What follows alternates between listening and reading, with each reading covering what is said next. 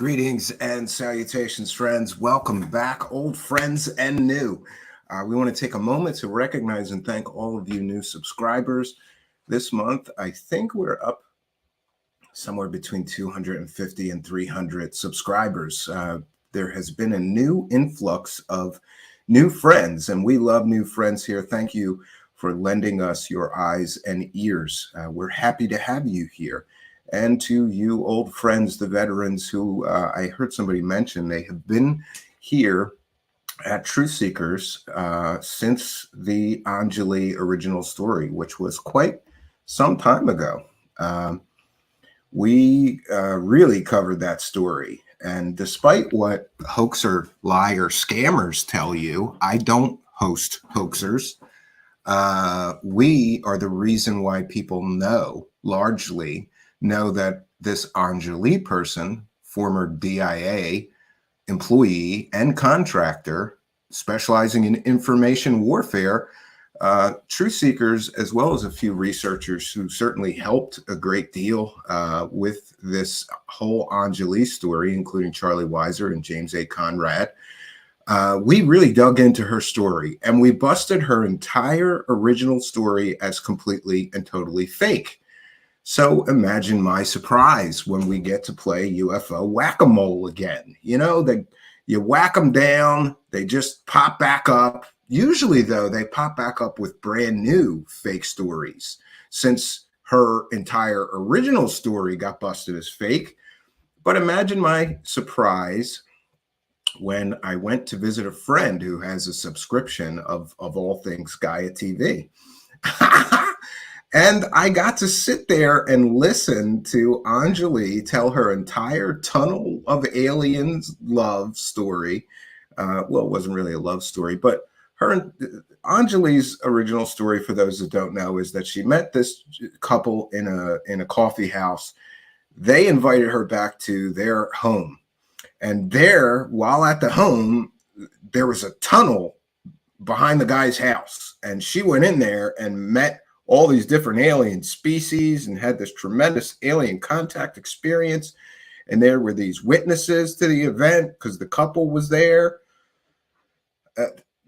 After a great deal of effort, and by the way, that whole story, it reminded me of Don't F with Cats. If you've ever seen that on Netflix, it was just like me, Charlie Weiser, James A. Conrad, and a bunch of people on the internet decided we were going to find her original, this Wayne. She called him Wayne.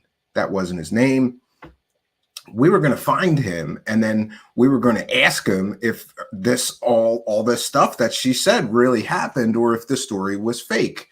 And I started poring over satellite maps, looking for any mountains in that area and people who owned we had a few data points to work with, like the guy owned a construction company. He had a mountain on his property. So we went looking. I struck out. I did start calling everybody that had a construction company and also owned property. We checked public records and satellite maps, and it was a tremendous effort to find this person. And of course, I want to thank Charlie Weiser and James A. Conrad, who were more responsible for finding him than me. But they sort of forwarded this information along to me, and I called the guy right up. I'm like, I'm getting to the bottom of this story. Is she telling the truth, this Anjali person, or is this all a garbage peddled story? Now, imagine my surprise then after we interview the principal witness to her alien encounter event, and we find out some key points of data. I think the most important data point that we found when interviewing this so-called Wayne of hers is that there was no tunnel. He had not dug a tunnel into the mountain. She claimed there was a tunnel into the mountain. They went in there, met the aliens. He talked about building a tunnel, but like he's got a mountain on the back end of his property, like in his backyard. There was a mountain facing his backyard, so he thought he would build like a man cave in there, like literally. And the guy's in construction, so he could do these things. But he mentioned it to her while she visited. There was no tunnel when she visited. He hadn't even begun any excavation or digging. So her entire original story completely and totally blown apart as fake. There was no tunnel. How are you having an alien experience inside a tunnel or going through a tunnel into an alien base inside a mountain if there's no tunnel? I originally hypothesized that this was a drug-induced event in one form or another. She talked about being called Lavi, a purple being, and ask anybody that's done DMT. Almost everybody that does DMT, ask them. They see a purple being.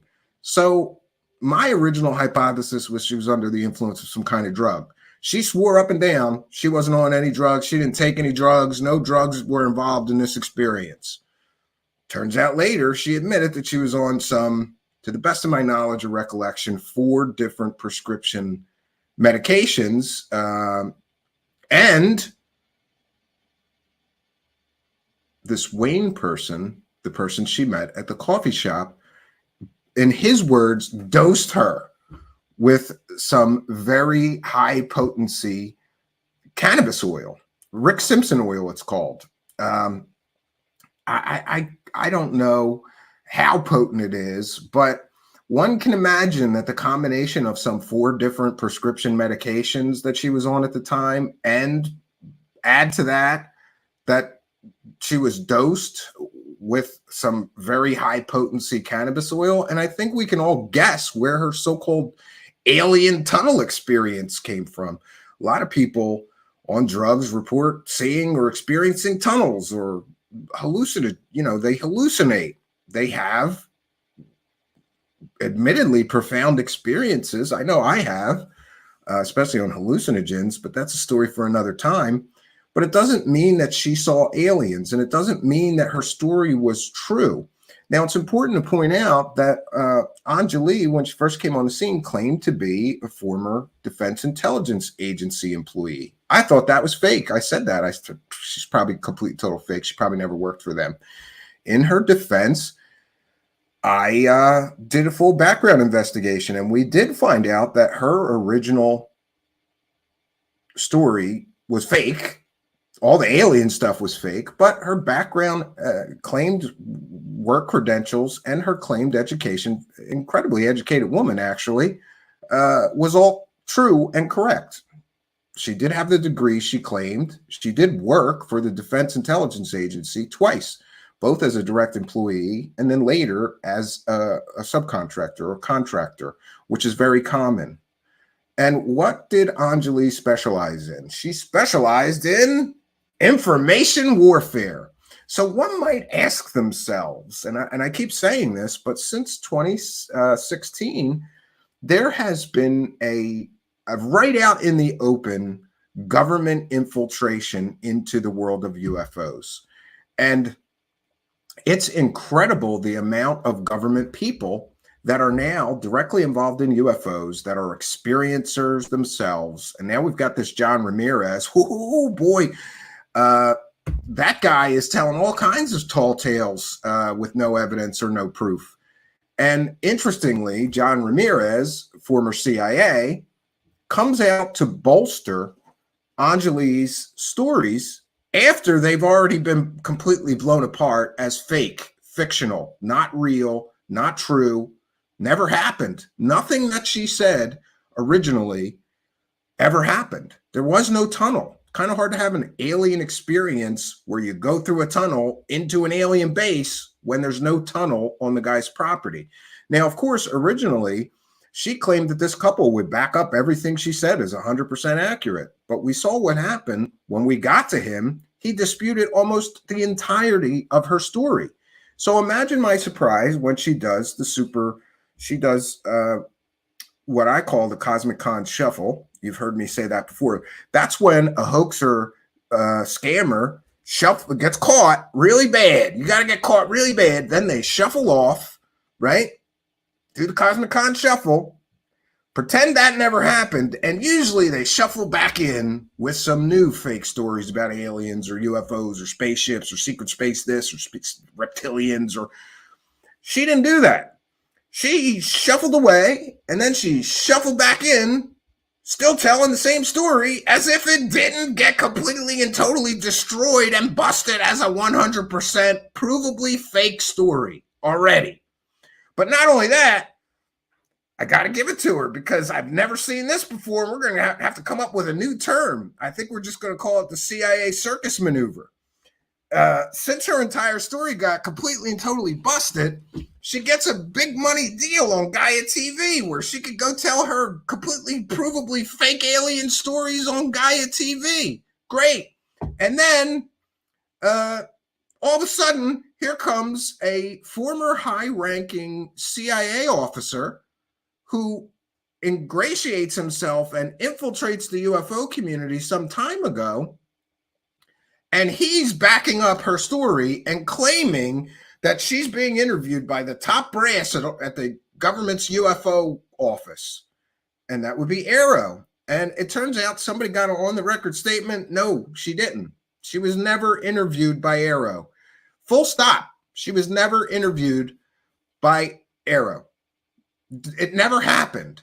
So, to be very honest with you, I am just perplexed at this entire sequence of events. Remember, we have former Defense Intelligence Agency information warfare specialist suddenly comes out a few years ago and claims that she's having all these alien experiences and she's going to mount an expedition back into the alien mountain and she's going to get all the evidence and proof of the aliens. And then we find the guy who owns the mountain and he says there's no tunnel and none of that ever happened. And she was on all these drugs when she was at my house. And we go, oh, okay, well, that kind of explains it.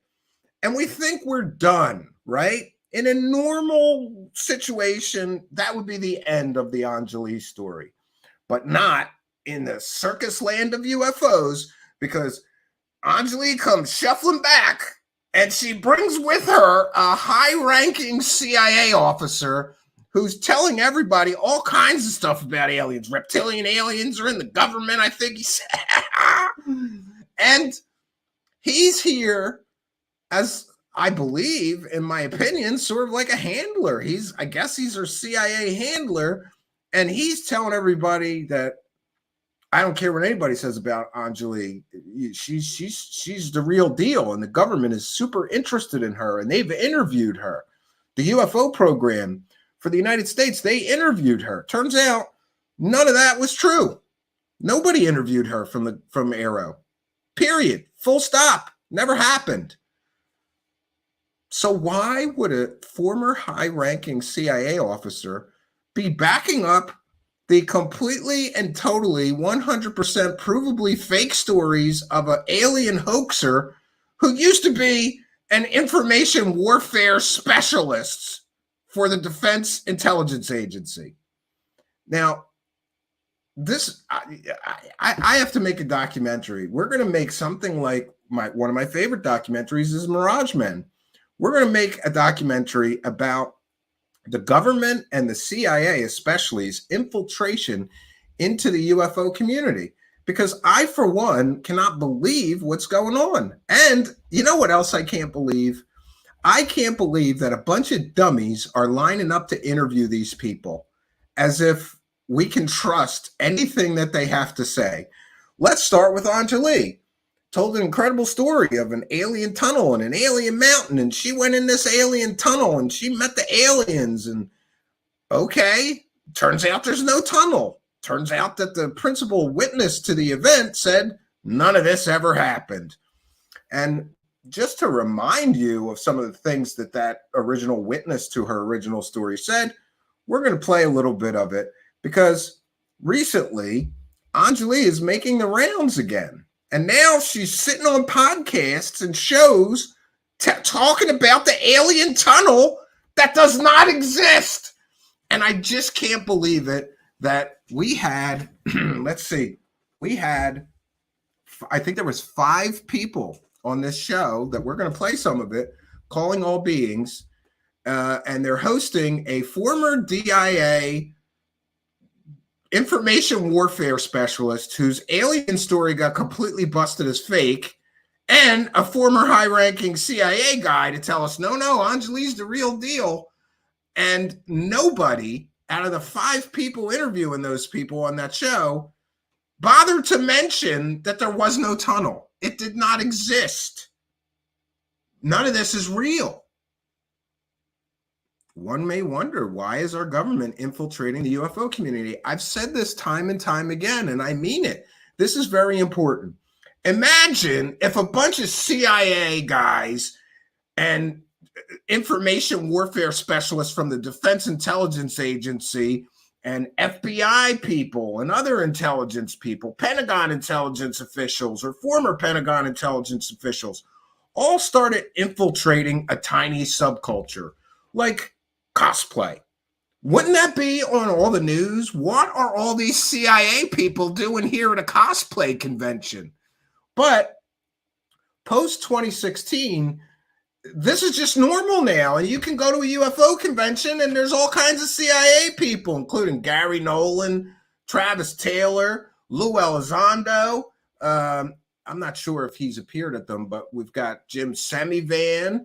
We've got former CIA Director James Woolsey integrating himself into the UFO community. We've got Anjali, former Defense Intelligence Agency information warfare specialist. Now we've got John Ramirez, former high-ranking CIA guy.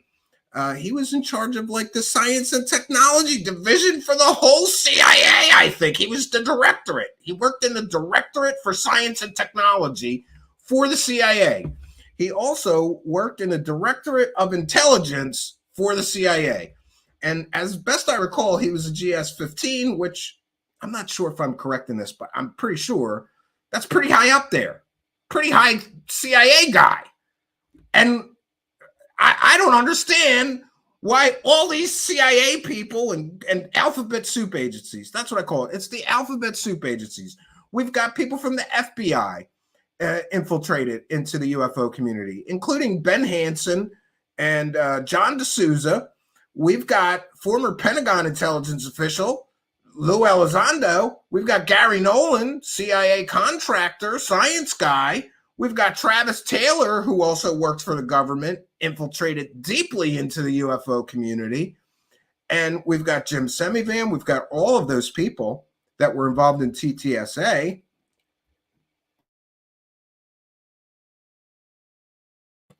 And by the way, one of the founders and directors of TTSA was so deep in the CIA, nobody even knew he existed until 2015, I think, or 2013, maybe 2014, 2015. Until then, he was so secretive, nobody even knew he existed. And I'm sorry, but if this had happened to any other subculture, like let's say comic books, doesn't have to be cosplay, or Star Trek community. What if a whole bunch of government agents just started infiltrating and embedding themselves in the Star Trek community? Wouldn't that be newsworthy?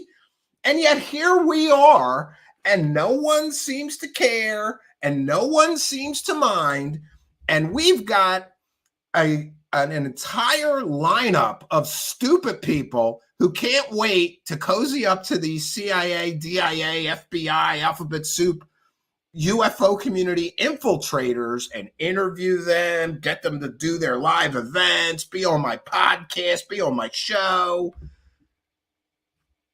It's mind-boggling to me. And the fact that no one seems to notice this, with few exceptions, there are a few researchers that are very, very astute. Besides me, there are at least a few people involved with the UFO community that have noticed this as well. So we want to thank Richard Crawley for a kind and generous $6.99 Canadian. Thank you for your kindness, generosity, and support. We appreciate that very, very much. Oh yeah, is Daryl Sims former government as well? Daryl Sims is the sheep dip wonder. That guy is bad news. I don't know that we're trying to keep tonight's discussion to government or former government employees that have infiltrated themselves into the UFO community. And of course, we've got a lot of former military now, because a lot of them figured out, hey, this UFO thing is very profitable. So we've got all these UFO profiteering whores jumping in from the military. We got Robert Salas, right? And we've got all of these people, Ryan Graves, all former government employees. I'm not that concerned with former military, unless they're former military intelligence. Oh, but let's also remember we have Richard Doty, former Air Force Office of Special Investigations officer. He's been heavily embedded into the UFO community since the 80s. And he has provably manipulated people in the UFO community with disinformation and fake information. In the case of Paul Benowitz, even driving that guy crazy. He literally drove a guy crazy with fake alien stories. And now Anjali is sitting on a panel on Gaia TV with Richard Doty, interviewing her. And she's talking about the alien tunnel. You know, that tunnel that we proved the guy didn't even begin to dig yet when she started telling her alien stories. If all this seems crazy to you, you're in the right place, because I think this is crazy. And the continued alphabet soup agency involvement in the UFO community should concern all of us. Why are there so many government employees here? Why are there so many former government employees here? Why are there so many intelligence people currently or previously conducting what can only be called UFO schemes for profit? It's a lot. It's a lot of them. And but we're going to begin tonight's presentation with Wayne. Well, that's not his name. Anjali's original witness to the event, the man who owned the property she claimed that she had her alien experiences at, was a man named Brian Paul Blackwell. And he owned this big property with a mountain on the back of it. He met Anjali at a coffee shop, brings her back to his house, and, well, we'll see what he has to say. I don't think we have to cite fair use if I'm playing my own show. And by the way, I apologize for even doing this. I had planned to pull some clips and just did not have time over my weekend. I'm happy to say, though, that my cabin bathroom project is going amazing, and it's almost done. One more weekend and we'll be done that cabin bathroom. Thank God. So this is Brian Paul Blackwell, and he owns a big property and a big construction company where Anjali claims that she went through a tunnel into an alien base, met multiple races of alien beings, and more. And this is what bothers me sometimes, this UFO whack-a-mole. Like, we busted this story quite some time ago. I mean, this original interview was 1 year ago. So she goes away for a year, and then she comes back telling the same stories about her alien tunnel, and nobody that's interviewing her is saying, excuse me, wait a minute, your alien tunnel didn't exist, and Truthseekers proved that a year ago. How can she sit there on a show being interviewed by 5 people? And by the way, I'm pretty sure they're aware of these facts. Are they just playing along, right?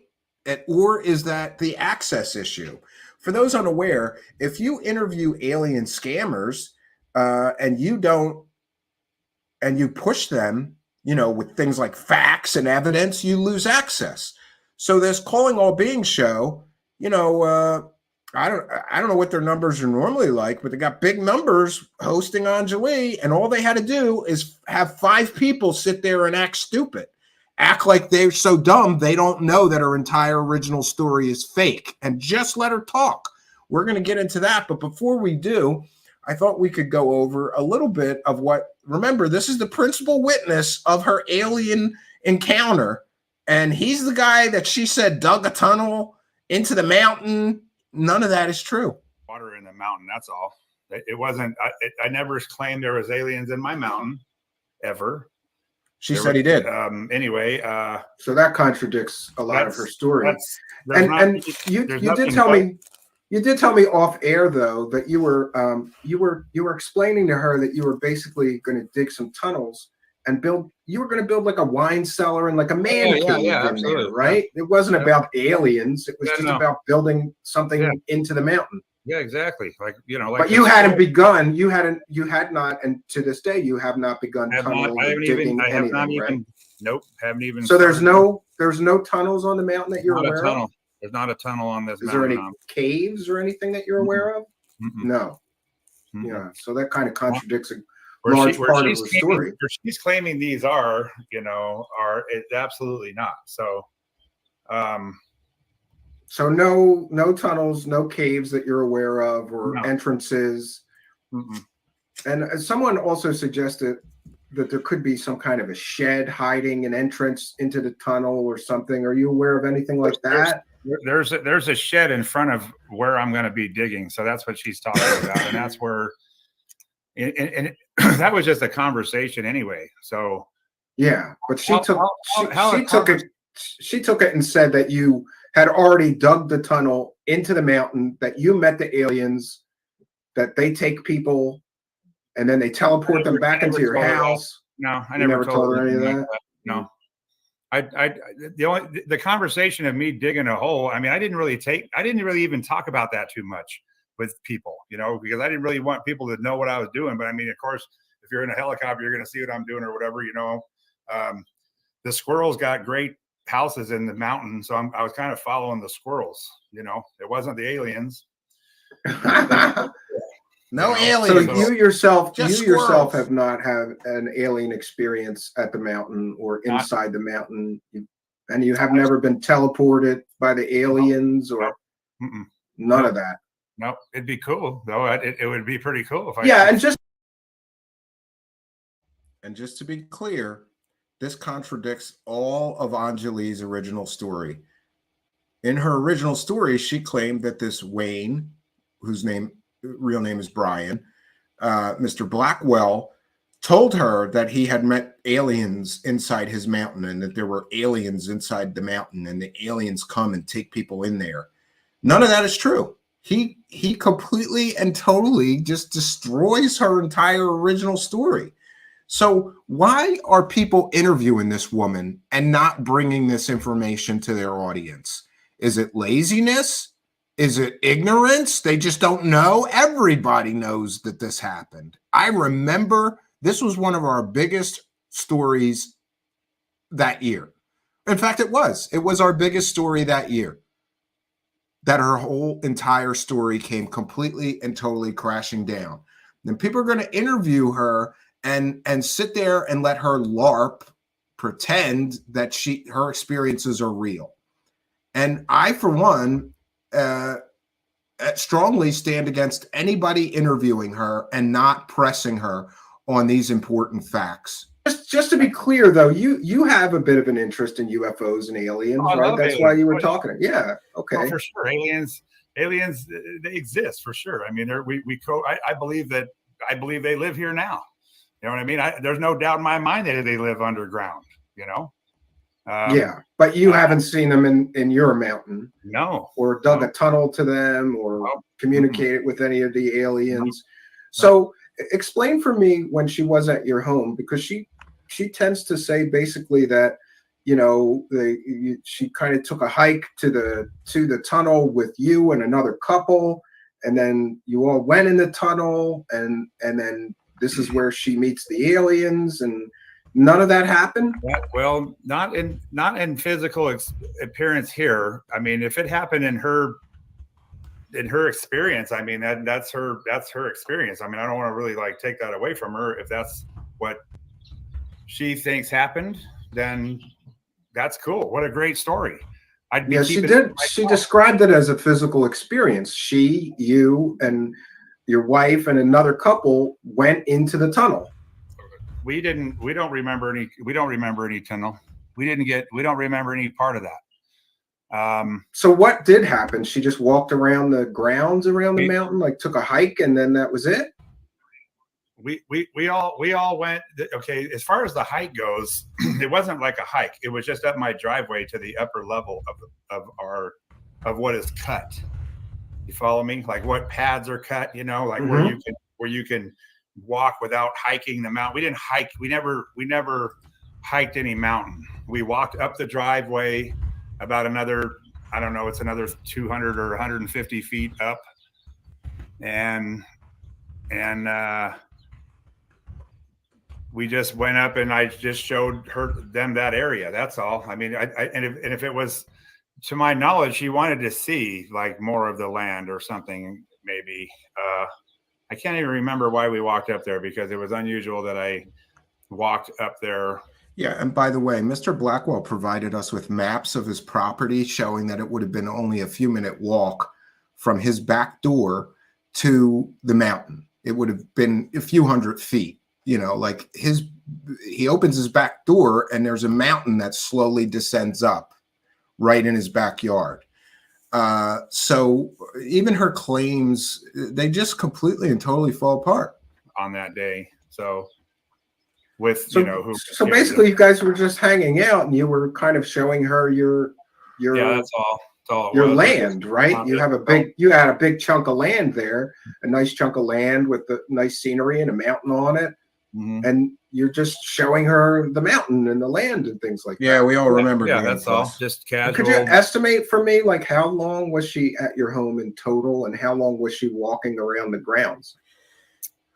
Well, let's see. We got back from the coffee shop probably about 2 o'clock, maybe 3 or so. We weren't outside too long. We probably maybe in a couple hours, maybe before it started getting dark. Maybe I don't even remember. It was January, so yeah, it probably got dark around 4, and it was cold. So from that point, I can see us coming inside by the fire. Thanks, guys, but it was tomorrow. About that time though that I think that call. It was still light when the ambulance showed up and the sheriff showed up. It was. Oh yeah. I was going to say, just to be clear, because we're trying to get to confirm or deny some bits of her story. We'll get to the ambulance. I have that on my list, but she claimed that you guys were all in the mountain, and then either her or you, I'm a little foggy on the story. It's been a little bit since I've reviewed it all. Either her or all of you were inside the mountain in this tunnel, and you were instantly teleported back to your home. Well, I didn't have. You don't recall that? I didn't have that experience. We walked down. We walked right back down the same way. The whole story is fake. Why is she being interviewed still? And, that she was on her phone. She was on her phone, and I didn't think much of it. I mean, a person has a phone call. You know what I mean? So next thing you know, there's a sheriff in my front yard, and there's an ambulance right with him. And yes, apparently Anjali's daughter was concerned for her and called the sheriff and the ambulance to go do a wellness check on her at this man's house. So take from that what you will. I would think that a stable person doesn't have their children calling in police and ambulance to go check on them. But I'm not a psychiatrist. I'm not a psychologist. It's just worthy of mention that during her original experience, an ambulance shows up to do a wellness check on her, which is incredibly interesting. And we also have to keep in mind that during this night, she was under the influence of several different prescription medications and some very powerful cannabis oil, Rick Simpson oil, which Mr. Blackwell gave to her. And he joked earlier in this interview about really dosing her, like a big dose of it. Take from that what you will. Can you explain to us why would an ambulance show up for her at your home? But they did a wellness check of her, right? It was a welfare check. So yeah, when I walked outside, I told the sheriff, I said, man, you got the wrong house again, because they've mixed up my address before. Yeah, it happens, especially in rural areas. Yeah. So I said, you got the wrong place, and he said, no, is Angelia here? And I was like, well, what the fuck is that? Yeah, I mean, what, who is this person? You know what I mean? Like, I just brought this person to my house, and now there's a sheriff here, and now there's an ambulance here, Anyway, he didn't give me any information until he saw her, and then after he saw her, and then the ambulance was checking her out. Then once she was in the ambulance, and the sheriff and I had we had talks and some laughs, actually. I straight up told him, I says, hey, so what's the deal here? I mean, what's up? And he said, well, somebody called in for a welfare check for her. I go, oh, okay. So, I mean, what's the problem? Are they thinking she's inebriated or something, or what? And he goes, well, I really don't know. And I go, well, whatever.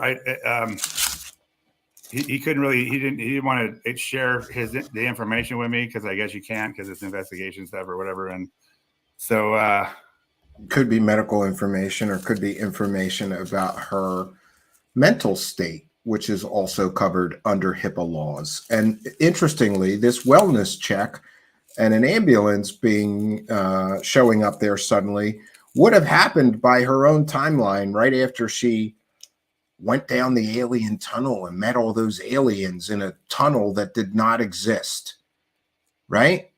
The entire story is completely and totally fake. And I am going to, right now, before I forget, I will put this video, for anybody who's interested, I will put the interview of this person, Mr. Blackwell.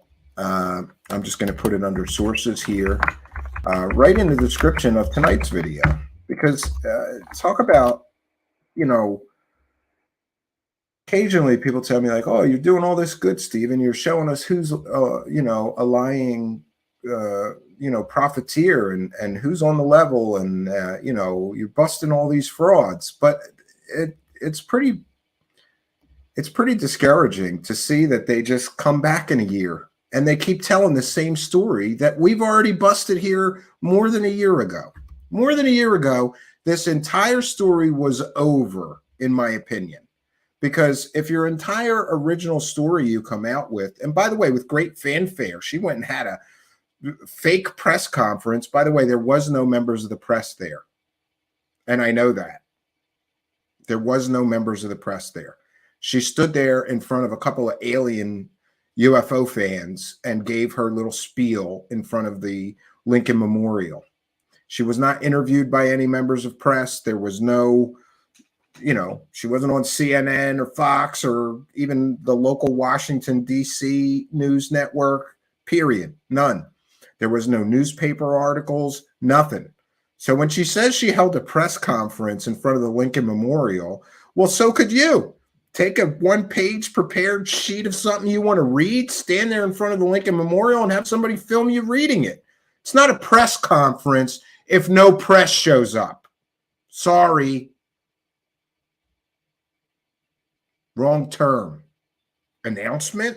That would have been a fine term to use. I went to the Lincoln Memorial and I made an announcement about my alien experiences, which would, in a few short months after her Lincoln Memorial announcement, wasn't a press conference if no press showed up, the whole story came crashing down as completely and totally a 100% provably fake story.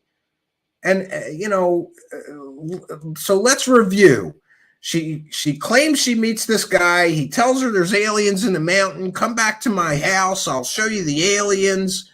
And she claims she goes through a tunnel. There's no tunnel. The tunnel did not exist. There's no aliens. There's no alien base. And then, curiously, her daughter becomes concerned, and suddenly an ambulance is showing up to check on her.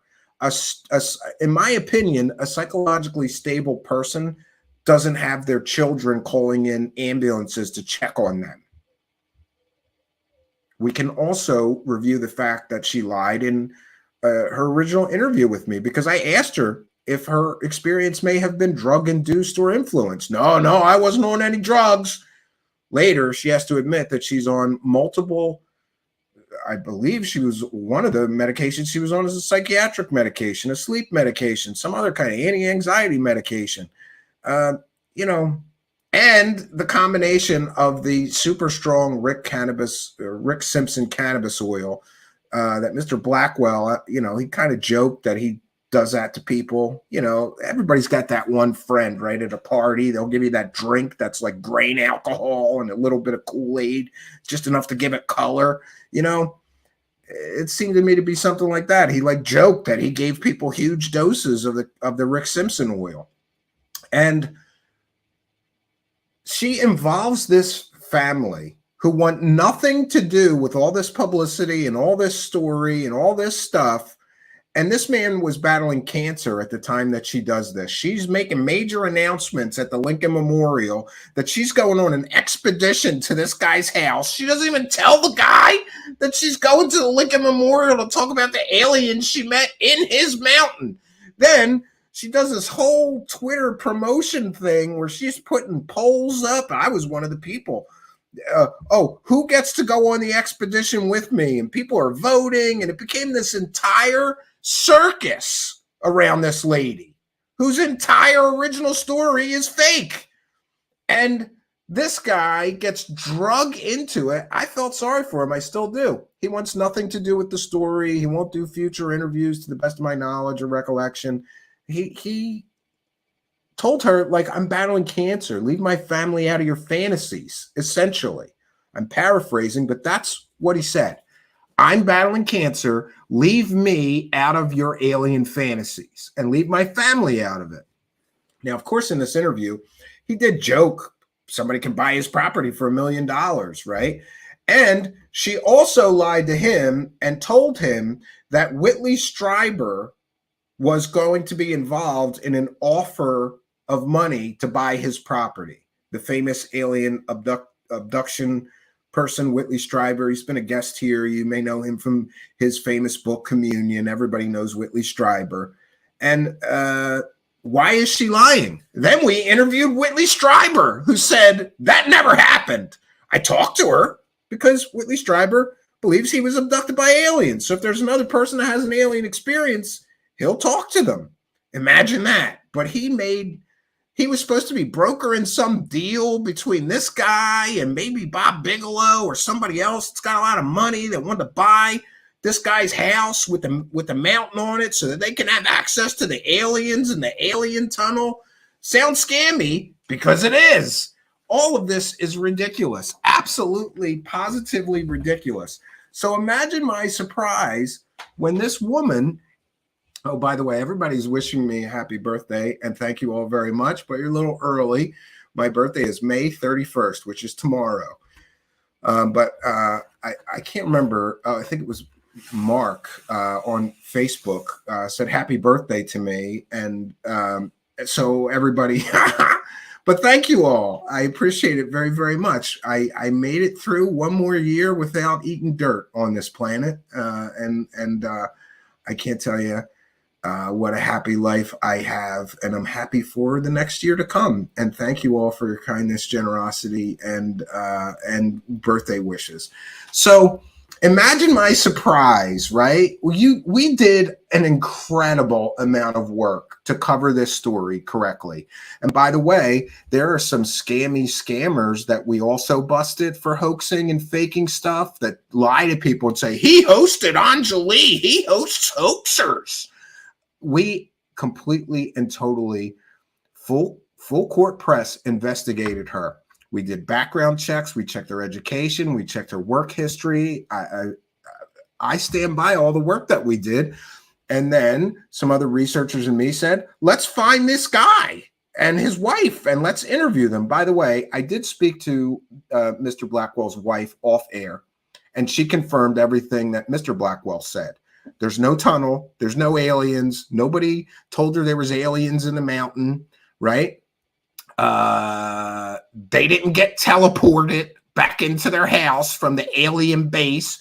Nobody saw Lavi or the tall white aliens. Of course, tall white aliens come from Charles Hall, who is another complete and total fraud. So, okay, there was fake tall white aliens in your alien story. And the person who brought us everything about tall white aliens is a complete total fraud that was never in the Air Force. But okay, so the wife, I think he called her Tricia, maybe. It was Wayne and Tricia, to the best of my knowledge and recollection. Both these principal witnesses to her entire original story completely and totally dispute her entire account of what happened that night. There was no aliens. The tunnel didn't exist. and no teleportation happened, right? And then we've got additional lying that she has done. And I mean, you can follow Charlie Weiser if you really want to get into the minutia of just how many times this woman has lied to everyone and contradicted herself with completely and totally false statements. She says things happen, you know, it's a whole thing. But imagine my surprise when just after, you know, a year of completely, look, that whole story is fake. And I get it. People want to believe her. I get it. You know, alien base sounds cool to me. And by the way, just to be clear, if that tunnel did exist and I got invited to that expedition, you're goddamn right. I would have been there with cameras ready to bring it to you. I was packing my bag just in case. She wasn't crazy. And by the way, I'm not saying she's crazy. I think she has a severe problem with, you know, like a lot of people, I think Anjali's problem is that she's led a fairly unremarkable life. And like a lot of people I have seen who make up fake alien stories, doing so gives her some sort of ego boost, right? Some sort of narcissistic pleasure. Like, look, people are finally listening to me because I'm talking to aliens, except you're not, and you didn't, and the tunnel doesn't exist. And it's sad to me, you know?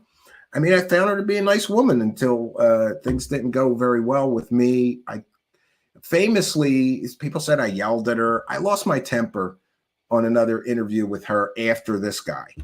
And she started talking about the tunnel. And I'm like, the tunnel doesn't exist. I lost my temper. But I learned a lesson from it. And I have not done that since to any guest. I haven't lost my temper or yelled at anybody that was a guest. Everybody goes through a learning process. And for this show, that was a big learning experience for me, because then all of the believer crowd attacked me like, you were so rude to her. Her whole story was fake. I have none. I have no patience, none, for somebody that lies about their whole story. So yeah, I lost my patience. I'm human. So imagine my surprise when this woman pops up on Gaia TV. She gets a big money Gaia deal, I heard. I don't know exactly the details of the deal that she got with Gaia TV, but we have heard from people like Corey Good and others that being on Gaia TV is very profitable. And isn't it interesting that Gaia TV, the person that hosted Corey Good telling his fake alien stories, would hire Anjali, whose stories were completely and totally busted as fake. Now, let's get into this Ramirez thing, because this is where it gets crazy. So we're up to the point where her entire original story gets completely busted as fake. Then she gets a job telling the same alien stories that were already busted as completely and totally fake on Gaia TV, also known as fake alien TV, you know? Like, if you want to hear about fake alien stories, Gaia TV is the place to be. I was horrified. I wasn't so horrified about her being on Gaia TV until I sat there with a friend who don't ask me why, but they got Gaia TV. They pay for it. And you can't get those episodes of so-called cosmic disclosure with Anjali unless you pay. I'm not paying Gaia TV. But I was able to confirm, just for my own sanity, that, yeah, Anjali just went on Gaia TV, start talking about the alien tunnel and the alien base and all this stuff that was already completely and totally busted as a completely and totally fake story. And she, you know, it's the lie by omission now. Now she just completely and totally leaves out the fact that we busted her whole story as fake. But it is what it is. But then I was further horrified after confirming that she's telling the same story, essentially, that we busted as completely and totally fake a year ago on Gaia TV recently. I'm even more horrified because now I see that she has a CIA, I call him her CIA handler. Suddenly, this John Ramirez comes out of nowhere, and John Ramirez started infiltrating the UFO community a few years ago.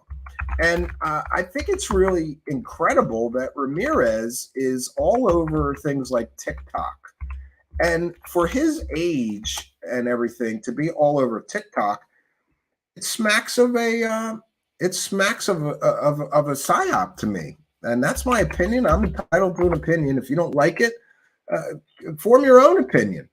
But why is CIA once high-ranking CIA official suddenly on TikTok, on YouTube, all over the place, talking about aliens and UFOs? Is John Ramirez Richard Doty 2.0? I wondered this myself.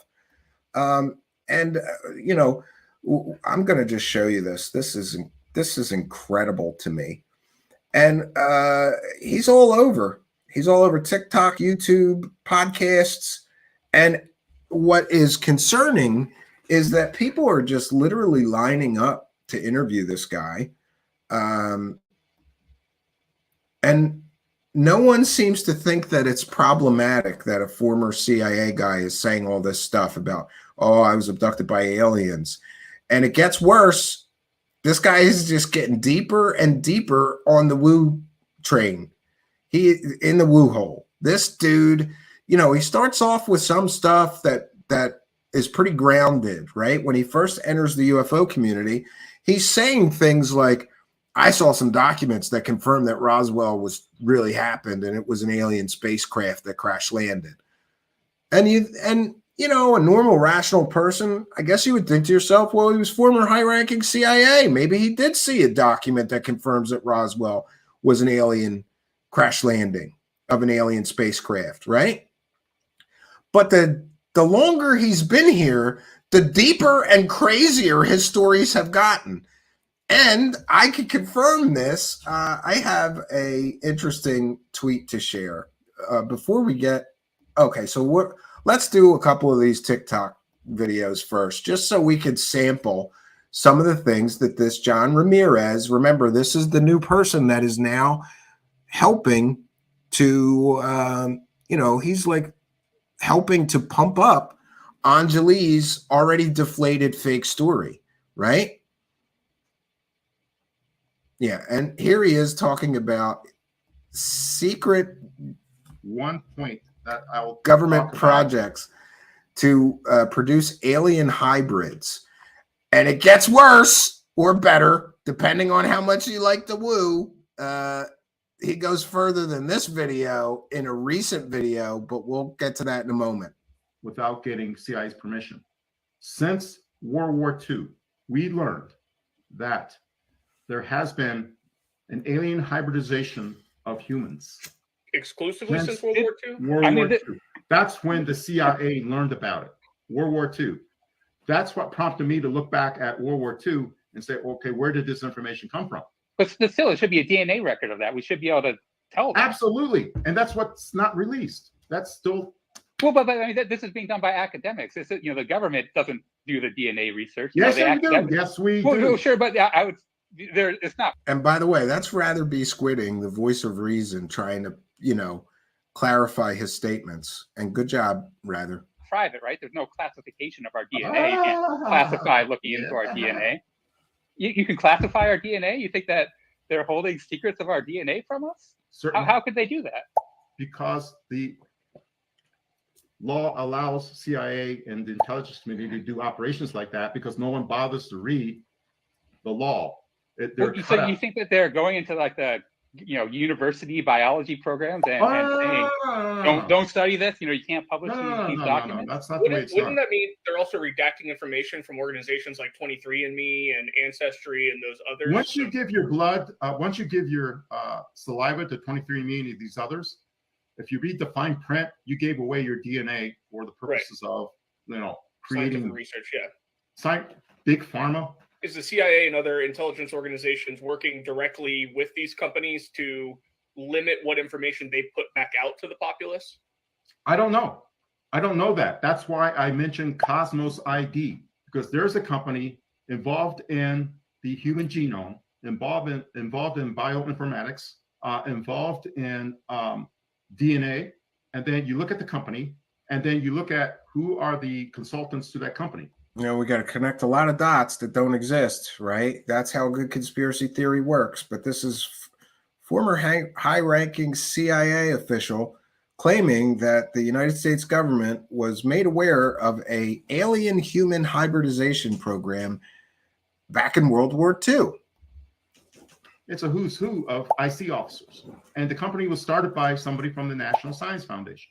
And so if you go back to FOIA and you go back to National Science Foundation and you research who these people are, all of a sudden you go, oh my gosh, these guys are really well connected. In fact, one of the officers was CEO of EG&G. EG&G was the parking lot where Eric W. Davis allegedly had his conversation with Admiral Wilson. He went to the connect some more dots. EG&G facility in North Las Vegas. And the guy who was the CEO of that company, who is the operations maintenance contractor, Area 51, is part of the scientific consultation team for Cosmos ID. Interesting that this man has made these huge claims, and yet, did we get any evidence of this fantastical claim? Of course not. And one of the things that you will notice about Mr. Ramirez that I certainly have noticed, you may as well, is that he's got a lot of stories, but he's very light on proof and evidence. And of course, he's been pushing this big disclosure event is coming. And well, two things he said. He said that awakening of human consciousness is coming in 2026, 2027, right? Found through Project Looking Glass, which is something Bob Lazar mentioned, and Dan Burrish, two UFO frauds, pushed the Project Looking Glass story. And so is he. Now we've got him also saying that there's a big disclosure event coming in a number of months from now. Well, first of all, I would say that Dr. Kirkpatrick did a wonderful job compared to his two other predecessors on the witness stand, if you will. And that would be Mr. Moultrie, who is his boss, the Undersecretary of Defense for Intelligence and Security. You're right, Red. And with Mr. Bray, who was in charge of the UAP task force, and then is now the deputy director of the Office of Naval Intelligence. I believe that is his position.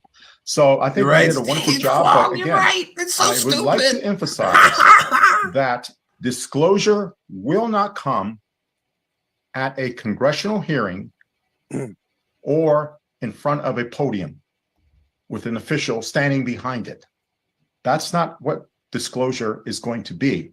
It's going to be a bigger event, and it will happen. I agree, my Steve. friend Steve Bassett, I'm sure a lot of folks know Steve, a wonderful guy. He has, oh yes, wonderful. Now, he's now saying something very accurate. He's saying disclosure will happen in months, not years. Months, not years. And I fully endorse that statement that it will happen in that way, and it will happen in a dramatic way, and not just a hearing. So I'll just leave it at that. And by the way, just for anybody who's keeping track or keeping score of these people, Stephen Bassett said that disclosure would be coming in months, not years, months ago. Did we miss it? Did I miss disclosure? You know, people have been giving these deadlines for quite some time now, and it never pans out. It never, ever pans out, right? And I'm trying to see. I'm sorry, I'm really not familiar. I hate TikTok. I do not use TikTok. The date of this video is several months ago, though. Because it's premature to talk about. And I'll just say, stay tuned. Okay. Wow. What a comment. Yeah. Stay tuned. Right. Keep buying those UFO books and buying our documentaries, and disclosure's coming any day now. Months, not years. Months go by. No disclosure. What are we going to get? We're going to get excuses from these people. Oh, the plan changed at the last minute. That's the big one, right? Don, you know, now you really got me going here. Well, first of all, I would say that Dr. Kirkpatrick did a wonderful job. Oh, I don't know if this is just compared repeats. to. Yeah, it just repeats. All right. So we've sampled, these are some big claims, right? Awakening of human consciousness is coming in 2017. Extraterrestrials share human DNA. Oh, we got one from Jimmy Church, right? Of course, Jimmy Church is platforming this CIA guy. Of course he is, right? Of course, Jimmy Church is all over this guy. And here's why some of these UFO clown shows are all interviewing him. Number one, you get views. And number two, he says all the things that all the believers want to hear, right? The government really does. Roswell really happened. It really was aliens. I saw the documents to prove it.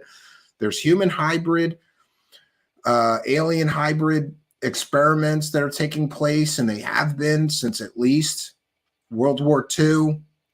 There's big disclosures coming in the next couple of months. We're going to have a massive disclosure event, disclosures coming by 2026, 2027, and more. This guy is just full of these stories, right? Here, the CIA has information on an awakening that's going to happen. I would say I've heard 2027 in a kind of an official capacity I can't reveal. So I think I would say that people in the government are aware of something happening, and that there's... Wow, imagine that. Something's going to happen in 2027. Very, very specific here. Limited time, a few more years to prepare the people, and that's what's ramping up this acceleration from the previous 7 decades of not even acknowledging it to now we are acknowledging it at a faster and faster pace. Yeah, big disclosure event is coming. A big disclosure event. Something's going to happen in 2027, right? And then, of course, he's confirming Phobos is a real structure. He saw proof of that while he was in the CIA. And isn't it interesting that essentially his whole thing is, I know these things because I was in the CIA. But when pressed, well, I can't talk about that because of my NDAs or whatever. He pulls the Elizondo stunt, right? Which is completely and totally ridiculous. Like,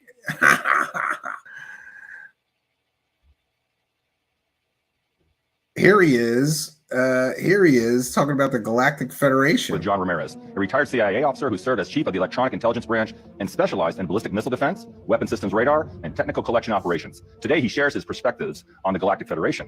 John, welcome to the show. Thank you. Israel's former space security chief, Haim Eshed, has stated that extraterrestrials do exist. And that guy got that from his granddaughter, who got that from Laura Eisenhower, of all people, right? He didn't say that. He said his daughter told him she heard this from Laura Eisenhower. And there's a Galactic Federation, and that they're waiting for us to make contact and get. I would add that Mr. Eshed is just more than a counterpart to NASA administrator. He's more like the counterpart to the director of the National Reconnaissance Office. And in that sense, he's tied to the Israeli intelligence service. He did claim... Yeah, totally taken out of quote context, clickbait, National Enquirer level garbage story. And here we have Emery Smith. You remember him. He's the guy who once claimed with David Wilcock that he autopsied 3,000 aliens. Then he walked it back to, oh, no, I just did 3,000 tissue samples of aliens, right? Okay.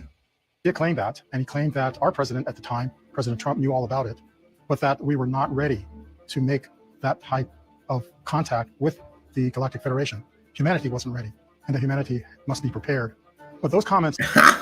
All right, that's enough of this. I can't take any more of this nonsense from these clowns. So we've covered the Anjali saga. Remember, her entire story is completely and totally fake. Then we get to John Ramirez becoming involved with Anjali to prop up her story. And here he is on Gaia TV, provably propping up a 100% fake story. The Israeli space minister did not confirm aliens, nothing like that. They took what he said completely and totally out of context. What he said was, my granddaughter heard a lot of stuff about aliens from this lady, Laura Eisenhower, that's related to Ike, President Eisenhower. And yes, she is, but he didn't say he did not confirm aliens in an official capacity for the Israeli government or anything like that. And Davina TK is here. Thanks for being a member. Says Emery Smith. What happened to him? He fell off the cliff. To the best of my knowledge, he is still the host of Cosmic Disclosure on Gaia TV. And now, instead of interviewing or being interviewed by clowns like David Wilcock or Corey Good, he's the one doing the interviewing of government shill clowns like Anjali, Richard Doty, and this John Ramirez CIA guy, right? Yeah. And there, Jack Sarfati is another high-ranking intelligence guy. Jack Sarfati is promoting John Ramirez, Richard Doty, blah, blah, and very fanatically. Yeah, I've heard that. And Jack Sarfati is worthy of a whole show by himself. And it's interesting that he fed people fake stories about his wife being an alien hybrid to see if people would just believe it and run with it. And they did. And that's a topic for a whole nother show. So John Ramirez has been saying some wackadoo stuff lately, like really wackadoo stuff. And I think, before we get to that, let's also show you this.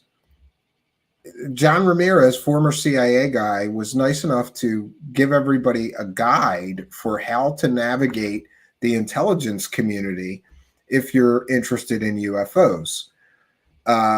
And this thing reads like propaganda to me. I am going to put this in the description of the video as well. But basically, it gives an overview of the intelligence community, and then talks about the differences in the different intelligence communities and what they are. This is like the one thing this is good for is this is a guide to the alphabet soup. What does NGA mean? What is DIA? What is NRO? What is CIA? What is FBI? CIA, human intelligence, CIA, OS intelligence, television, print media, social media reports, NSA, that's signals intelligence, electromagnetic data of the phenomenon, the DIA, mass intelligence, radiological, biochemical, spectral, sonic data. Oh, it's wonderful. And it's 75 pages of propaganda, basically saying you too can trust the intelligence community to give you the truth about UFOs. We've got a classification guide. What is an agent? And I love this. People who present themselves in the ufology community and claim to have been agents working in any of the 5 major agencies are imposters. Okay. There's been an awful lot of people that have made those claims, though, but apparently there are no agent employees of the CIA, NSA, NRO, DIA, or NGA. And I may have made that mistake myself. I won't in the future. I call them CIA operatives or contractors. Interesting that this guy would put out 75 pages. Oh, look here, did Roswell really happen? And then he's going to tell you how to investigate a UFO CIA style. Well, the CIA has been lying to the American public for 70 years about UFOs. I'm not sure that we want to follow the advice. And here's some more CIA guys that have infiltrated the UFO community. And then, of course, we get an awful lot of pages, 25 pages of his speculation, more than 25 pages.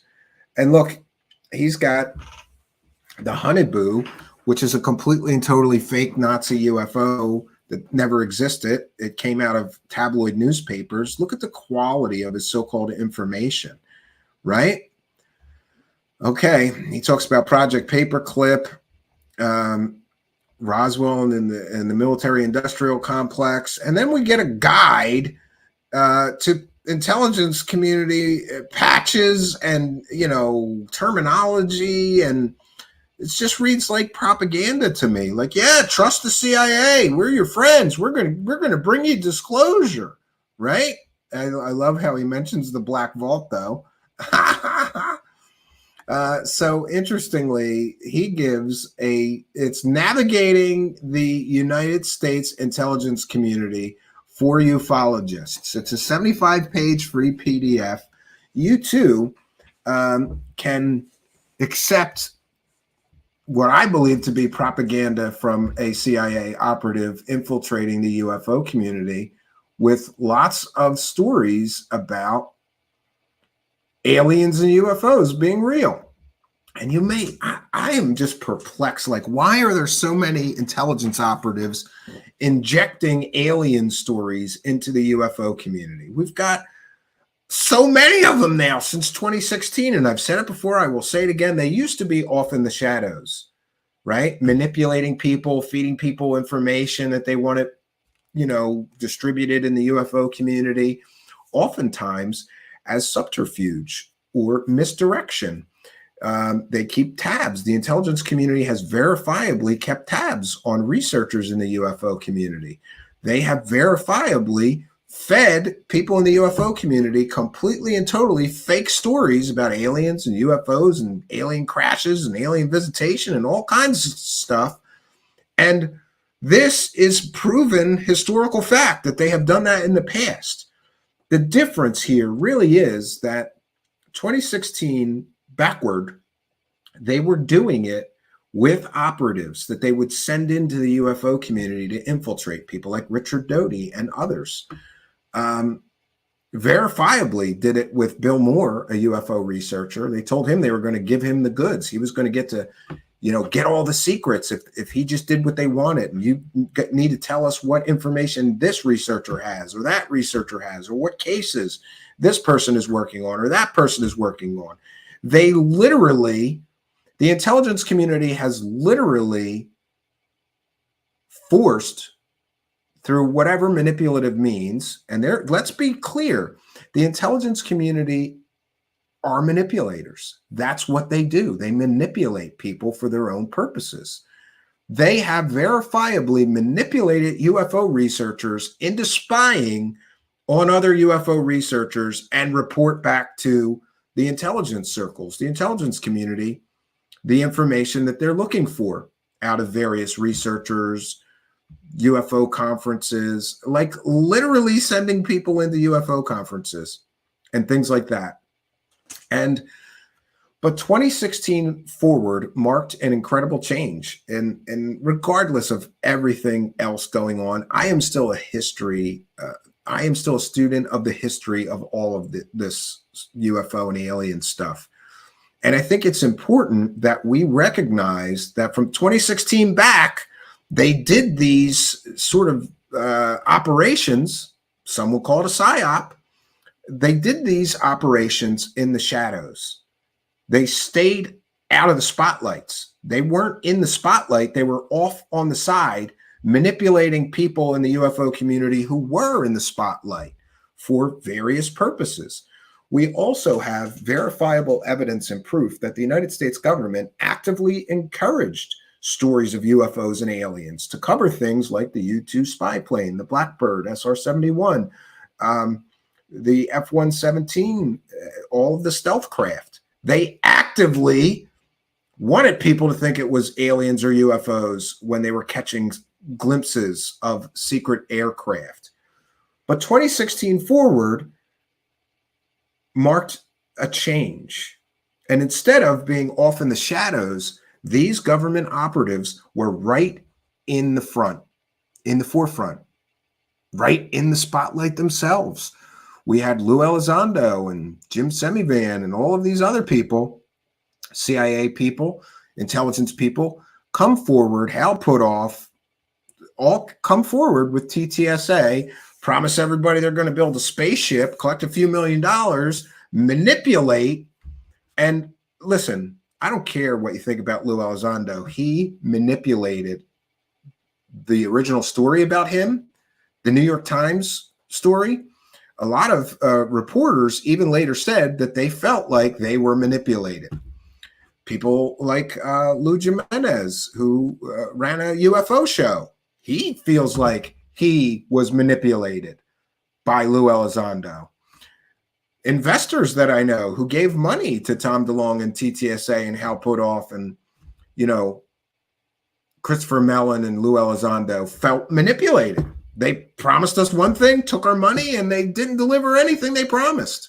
Well, with the exception of some crappy books and, you know, the worst UFO television show ever, in my opinion. So 2016 forward, along comes all these government people. And after the initial TTSA, which, by the way, had over 100 years of CIA experience on their board of directors combined. Like if you add it up, okay, this guy CIA 20 years, this guy CIA 25 years, this guy CIA this many years, whatever, add it up, over 100 years of CIA experience on the TTSA board of directors and members. And of course, we also had Gary Nolan, CIA contractor, work for TTSA for a time.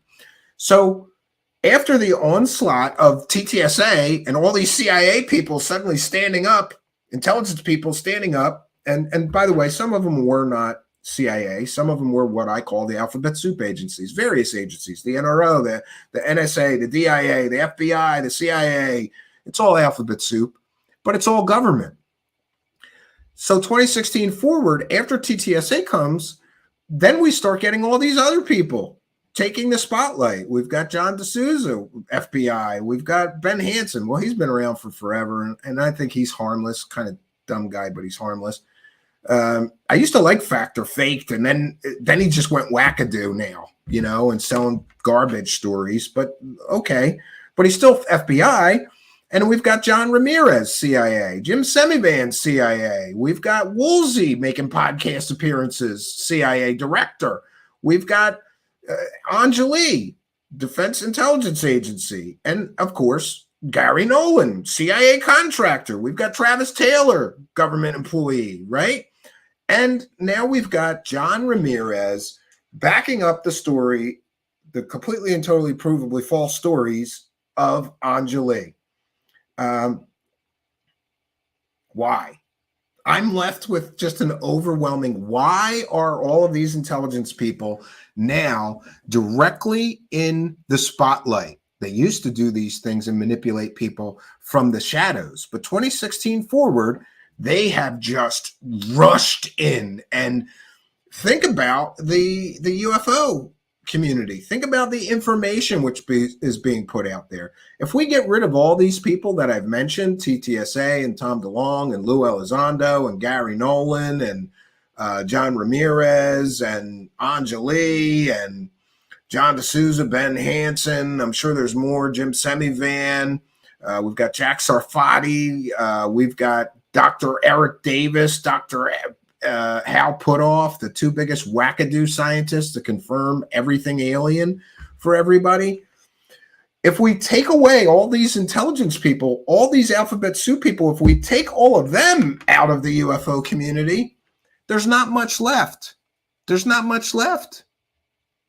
And that should concern all of us. Why is the entire UFO community just jam-packed, stock full of CIA people, intelligence people, FBI people, Defense Intelligence Agency people, former Air Force Office of Special Investigations people, all intelligence people, by the way. Interesting is I think this is a huge story that nobody is covering, at least not in the mainstream media, of course, and not in the world of UFOs either. And isn't it amazing that so many of these people, so-called UFO researchers like Richard Dolan and George Knapp and everybody else, they just jumped right on the let's get CIA disclosure. No, that's not how this works. The CIA is not there to tell you the truth about a cover-up or a lie that's been going on for 70 years. It's not going to happen. And all of these people in the UFO community who should have been there to provide some sort of checks and balances when this all started happening in 2016, instead of standing up and saying, we better be careful with all of these intelligence people that are literally infiltrating the UFO community, they all jumped on board. George Knapp, early TTSA investor, interviewing all of them, right? Richard Dolan jumped right on board, and more. Everybody was just jumping on this CIA disclosure narrative that was being pushed by all of these different people that were infiltrating the UFO community.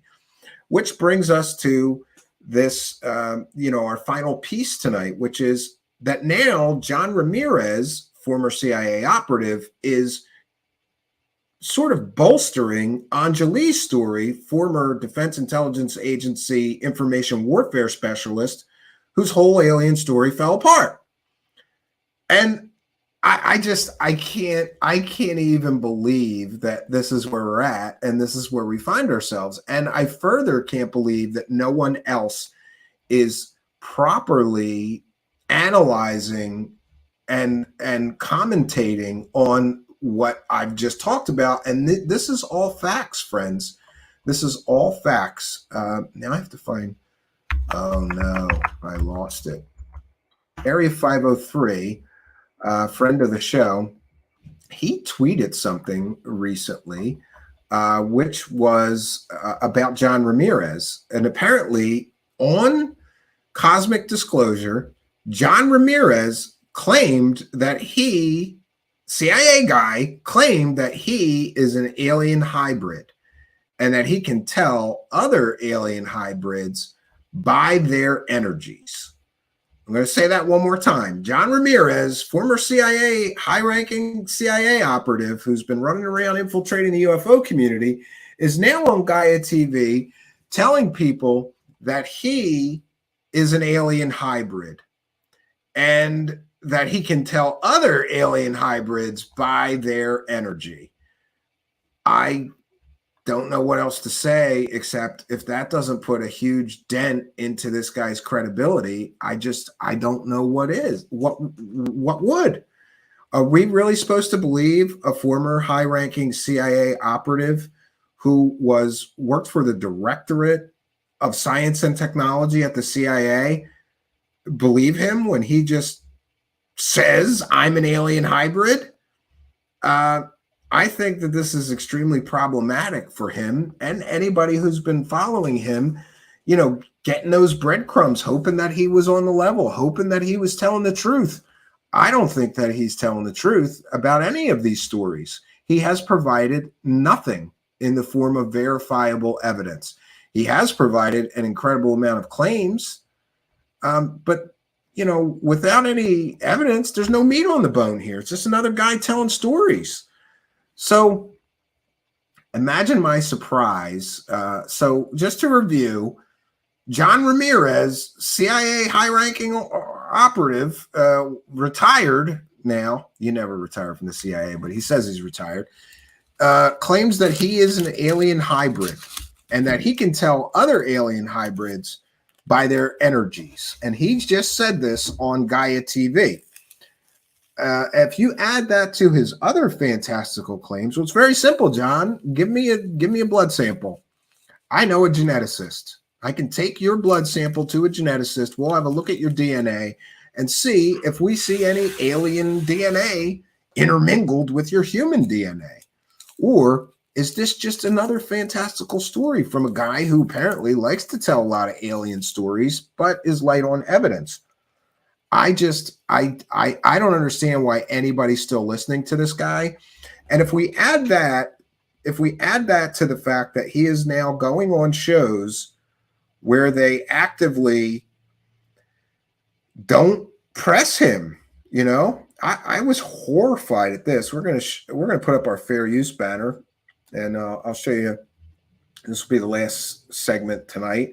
We have, this is fair use, transformative work. We're educating the public and critiquing the videos that we are sharing. Certainly, if a high-ranking CIA officer is saying he's a human alien hybrid and that turns out to be true, that would certainly be newsworthy and worthy of commentary, discussion, and educating the public about it. This is also a transformative work, and you can help me make it a transformative work by putting your comments you want me to share on the screen along with this video in all capital letters. I will know that you're contributing and you want me to share it on screen, and I will do so. So let's get into this. This is from Calling All Beings, which I'm not very familiar with them because they're just, to me, they are the worst woo garbage peddler show. And I'm sad to see certain people suddenly joining that show. But it is what it is, and we don't give passes here, so we can't, I can't go, oh, well, I don't really want to say anything because of this or that or this person on there or that person on there. No. We're going to provide the same coverage no matter who's on the show doing this kind of a circle jerk. And let's be clear, the UFO circle jerk is what happens when podcasts, UFO shows, and by the way, especially any show that has the word disclosure in it is garbage. But this one is Calling All Beings. And they have 1, 2, 3, 4, 5 people that are going to sit there and listen to and interview Anjali and John Ramirez propping up Anjali's stories that have been completely and totally busted as false and fake, and they don't do anything. They just let her talk about a tunnel that doesn't exist. They just let her tell her fake story that's already been busted. And then they let John Ramirez just lie on top of. John Ramirez is literally lying to cover lies he's already been caught in about Anjali. John Ramirez said that the Aero office interviewed Anjali. Then it turns out somebody got on the record statement from them, and they said, no, we never interviewed her. Never. So now he's got to tell new lies to cover the old lies that he just got caught in, and they just sit there, 5 people, and let him lie on their show. And they just sit there and let Anjali lie about a tunnel that doesn't exist from her original story. Great. Operators here on Cab. The man you're seeing with the glasses, who somebody just said, it's so good to see. He's so adorable. Put him his money now. I'm going to have to fast forward here. And you have a statement from our brother, Money Nathan. So go ahead and make yourself larger, Nathan. Respected member of the IC, an experiencer of the phenomenon, a citizen of the world, and a proliferator of love and light everywhere she goes.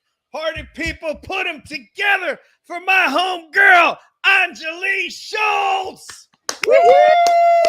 Dude, this is like the dork table in high school. No offense. What did he say? The ambassador of love and light, right? Awfully excited about a woman whose entire original story got busted. And let me just be very clear. And I don't know this show host or whatever. He's welcome to come here and I can educate him about the fact that Anjali's entire original story got busted as completely and totally fake.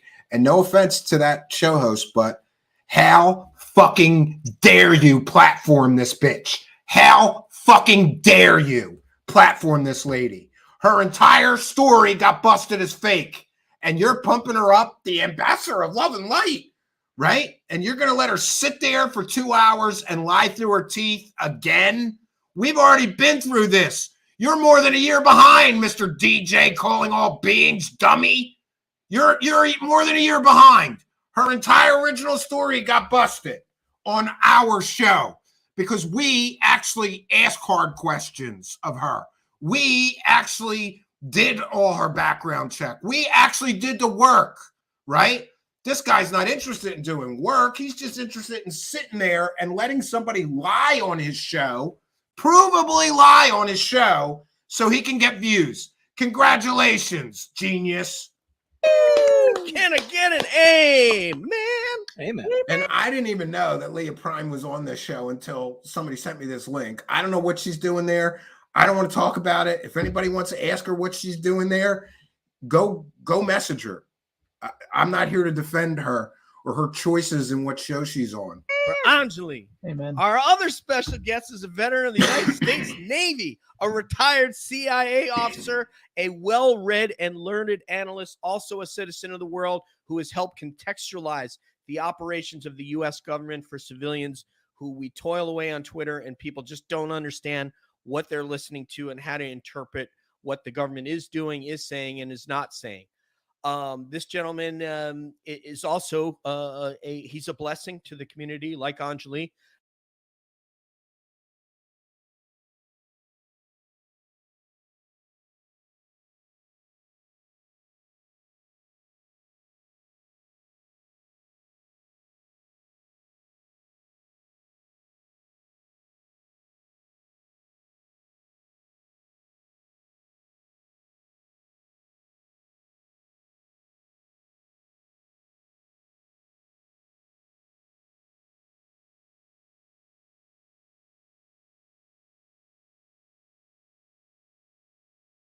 And also a citizen of the world. So put them together for my man, Mr. John Ramirez.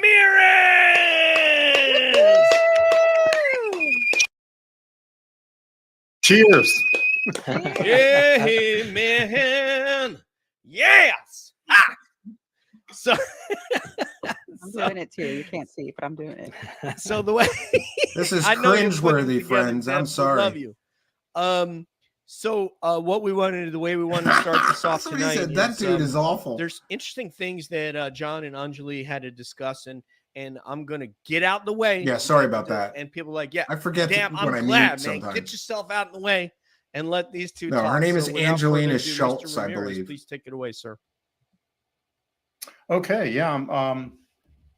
I wanted to be with Anjali because we've had private conversations before, and we've texted each other, emailed each other, but we've never been on the record together on any kind of podcast. And I know in the beginning, a lot of people questioned Anjali's background. I did not, because I knew that she was part of the intelligence community, just the way she presented herself and some of the terminology she used. Yeah, and here's where he's going to try to do a prover maneuver. Oh, her whole background of working for the government is totally true. Yeah, and so's her education. But her entire story about the aliens in the tunnel is 100% completely fake, John Ramirez. And the fact that a show host would let somebody just come on their show and just lie through their teeth is a real problem for me. It shows what kind of person he is. It shows what his motives are. Why would you let somebody just come on your show and lie, right? But here's the prover maneuver from John Ramirez. Oh, I never questioned her background. Did you verify it, Mr. Ramirez? I did. I questioned her background until I verified it. And no offense, Mr. Ramirez, but given the number of fraud, fake scammers in the UFO community, you should question everybody's background, including yours, Mr. Ramirez.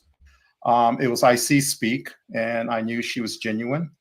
And I know recently I stated that Anjali was interviewed by members of the UAP task force, and I believe Ted McMillan reached out to Jay Stratton. Yeah, and you said that she was interviewed by people, and Lieutenant Tim McMillan reached out to the people that you say interviewed her, and they say that never happened. Now we're going to get excuses because he got caught in a big total lie. And Jay Stratton made the statement, unequivocal statement, that no member of the UAP task force officially or unofficially interviewed Anjali. And when I read that, I go, okay, Jay, we need to straighten out the record, because I know what you really meant to say. Yeah, he knows what a guy really meant to say. No, he said what he meant to say. No member of that organization, officially or unofficially, interviewed Anjali. You said they did. You lied. And you didn't say it. Now comes the excuses. So I wanted to at least bridge that subject first and foremost. And so with Anjali, I was just wanted to know, in your own words, what was your experience like? Someone or... Yeah, and now we're going to get a bunch of vague stories from Anjali about people that interviewed her that she can't verify actually ever interviewed her. And great job, DJ, calling all beings douche. Other people interviewed you. They talked to you. Isn't that correct? Absolutely. I was Who? Name them. as well at the Lincoln Memorial on in August of 2021 at the presser. Nobody interviewed her at that press release, and I know that for a fact. Nobody interviewed you, Anjali, at that so-called press conference, which wasn't a press conference because no members of the press showed up. This is just more lies from a proven liar. I was interviewed by a lady and a gentleman. I had to really jog my brain to recollect that because I listen, if you get interviewed by members of the government, when you remember it, she had to really dig her brain to remember it. That's a real problem. Why would she have to try so hard to remember it if it was true? Is this kind of like the tunnel that didn't exist? And by the way, her press conference was not that long ago. It was 1 year ago. Would you remember being interviewed 1 year ago by two members of the United States government? I would. I think most reasonable people would remember being interviewed by members of the United States government, but she had to really rack her brain to remember this. Why? I spoke to so many people that day, and I wasn't keeping my own personal recording of what was happening around me. And so, well, when government people meet you, they give you a card, at least in my experience, right? I've met FBI agents, I've met members of the intelligence community, I've met local district attorneys, everybody that I've ever met in that worked in government, they had business cards that they would give you, or you could ask for one. So who was it that interviewed you then? If it wasn't members of AARO, as John Ramirez got caught lying, saying interviewed you, because we have on the record statement, thanks to Lieutenant Tim McMillan, that no, none of them interviewed you. But now suddenly there's two phantom members of the United States government interviewing her at a fake press conference that no press showed up to, right? So I don't. How would they know? How would they know to be there on the day of the press conference? Have a complete picture of all of the people that I spoke to that day. But it was previously mentioned on the Gaia Network television. Oh, that's her prover maneuver? Well, I mentioned it on Gaia TV that I got interviewed by people, so it must be true. Why can't Anjali give us the names of the people in the government that interviewed her about her so-called alien experiences? Why? Why can't she give us the names? It's because they're from the land of make-believe, just like her make-believe alien tunnel, probably. Show Cosmic Disclosure by Richard Doty, who is a self-confessed government disinformation agent. Richard Doty interviews her. This is her proof. Prior disinformation intelligence officer. He said on that show that I was interviewed by two official people that day, and he was correct. And I just want to say that. Great. Then Richard Doty or you can give us the names of the people who interviewed you. Otherwise, this is just another story, just like the alien tunnel that didn't even exist from your original story.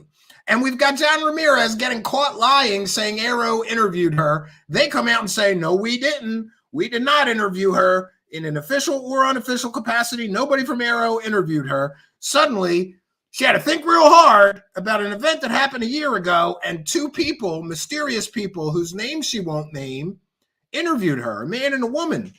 And her proof of this is a former government admitted disinformation agent said that people interviewed her. This is the flimsiest, garbage peddled nonsense I have heard in quite some time. And that's saying a lot for the UFO community. Straight, because on that show, I I was kind of taken aback. I didn't recollect it very well. I had a lot of other directions that my mind was going. If you have to have a disinformation tell you who interviewed you, that's a problem. So I followed up on that, and yes, that is correct. So as far as my other contact with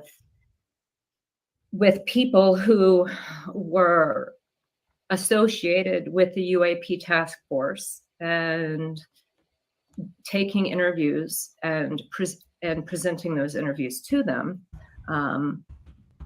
I had a gentleman who contacted me, and through him, he brought in 2 other friends. I had multiple encounters with the first gentleman. Again, she hasn't named a name yet. By encounters, I mean phone calls and Zoom conversations. And then he brought in a couple of friends, and they were interested in, they asked a lot of questions of the beings. And great. And you can name them, right, Anjali? You didn't sign an NDA or anything. There should be no reason why she can't name these. Now we're up to 4 mysterious people from the government who interviewed her about her fake alien experiences that were completely proven to be completely and totally fictitious stories more than a year ago by our coverage, right? Completely blew her original story out of the water. Why would government people care about some wackadoo woman telling alien stories that are completely and totally provably fake? Why would they care to interview her about that? I gave them the best interpretation and answers that I could that day. It was really kind of a wild experience. The day that I had all encounters. Yeah, she had Zoom chats. That. Oh no, we're up to 5 now. We're up to 5 because over the course of the 3 of them. Yeah, so we've got 5 different people from the government interviewed her about her alien experiences, but she can't name a one of them, right? And several days. It sounds like these are pretty informal phone and Zoom interviews. She should be able to name all those people, right? You've got records. You've got Zoom records. Can you show us the Zoom records of those Zoom calls? That would have their names, at least their Zoom IDs, and we could track them down and verify that you're telling the truth here, that government people are really interviewing you, right? 5 people interviewed her, but she can't remember any of their names. I probably had easily 24 hours of contact with these 3 gentlemen. 24 hours of phone calls and Zoom calls that she, great. Show us your phone logs. I can track the numbers down. I have a reverse phone book here. For those unaware, a reverse phone book is a database. I have one. And you can give me any phone number and I can put it in, and especially if it's a government office, because that's all public records, we can get who called her. Will she give me the phone numbers from her phone logs? Will she give me the Zoom records from her Zoom calls? Will she release the names of these mysterious 5 people who interviewed her about the aliens? Or is this just more fairy tales for stupid people? In one way or the other, regarding my experiences with the beings and lifelong experiences, not just what happened in the Mojave. Although they were very interested in that. And names to memory. One of the questions that I thought was an interesting question was, do you know if the tunnel is still there? Here's where it gets good. And I said, yes, the tunnel is still there. She just said that she got interviewed by 5 different people in the government. And some of them asked her, do you know if that alien tunnel is still there? And she said, yes, it is. Except there's a huge problem with this. The tunnel isn't there because the tunnel was never there. And that tunnel never existed, didn't exist. And to my knowledge, doesn't exist to this day. There is no tunnel. And we've got 1, 2, 3, 4, I think it's 5. 5. Are they co-hosts? I don't know. We've got 5 people sitting here listening to her lie through her teeth about a tunnel that never existed, that we proved never existed. The guy didn't even start digging it yet when he met her. He joked about digging a tunnel into the mountain into the back of his house, you know, and making it like a man cave or a wine cellar or something. And you'd have to see the maps and the pictures of his property. I might do that too. You got a big backyard, and at the end of your backyard is this tunnel, not tunnel. There is no tunnel. Let's be clear. You got this mountain that rises up out of the back of your backyard, and you can get some, he's got construction equipment. He can get in there and dig a tunnel out and build something inside there. That would be fun. He joked about it with her. She turned it into an alien tunnel that was there that night, that was never there that night. Now she's telling us that she told the government officials who were interviewing her about her alien experiences, which, by the way, were all fake, that they asked if the tunnel was still there, and she said, yes, it is. And we've got 5 people sitting there listening to her lie, and not a one will speak up and say, excuse me, didn't that guy Wayne, your Wayne, say that tunnel wasn't there? That tunnel never existed? And didn't you admit you were on all these drugs when you met the aliens and you were on Rick Simpson oil? This is a clown show. Welcome to the clown show, friends. Welcome to the clown show, where you can tell a completely and totally fake story. You just go away for a little while. Then you come back with a CIA guy lying about people interviewing you. Then you make up new lies about 5 mysterious people that interviewed you, asking you about an alien tunnel that never existed. Is the tunnel still there? Yeah, that tunnel's still there. It was never there to begin with. Never. Not from the beginning of her story.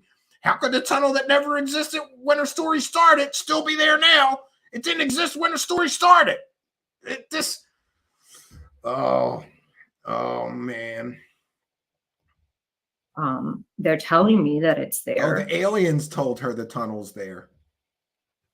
And 2 of the gentlemen asked if they could be members of the expedition team and be part of that collection. Yeah, Anjali was going to have an expedition into a tunnel that never existed, right? That would be kind of an awkward. That would have been such an awkward expedition, like getting all these people. All right, let's get in the tunnel. Anjali, there's no tunnels. There's no tunnels here. You said there was a tunnel to an alien base here.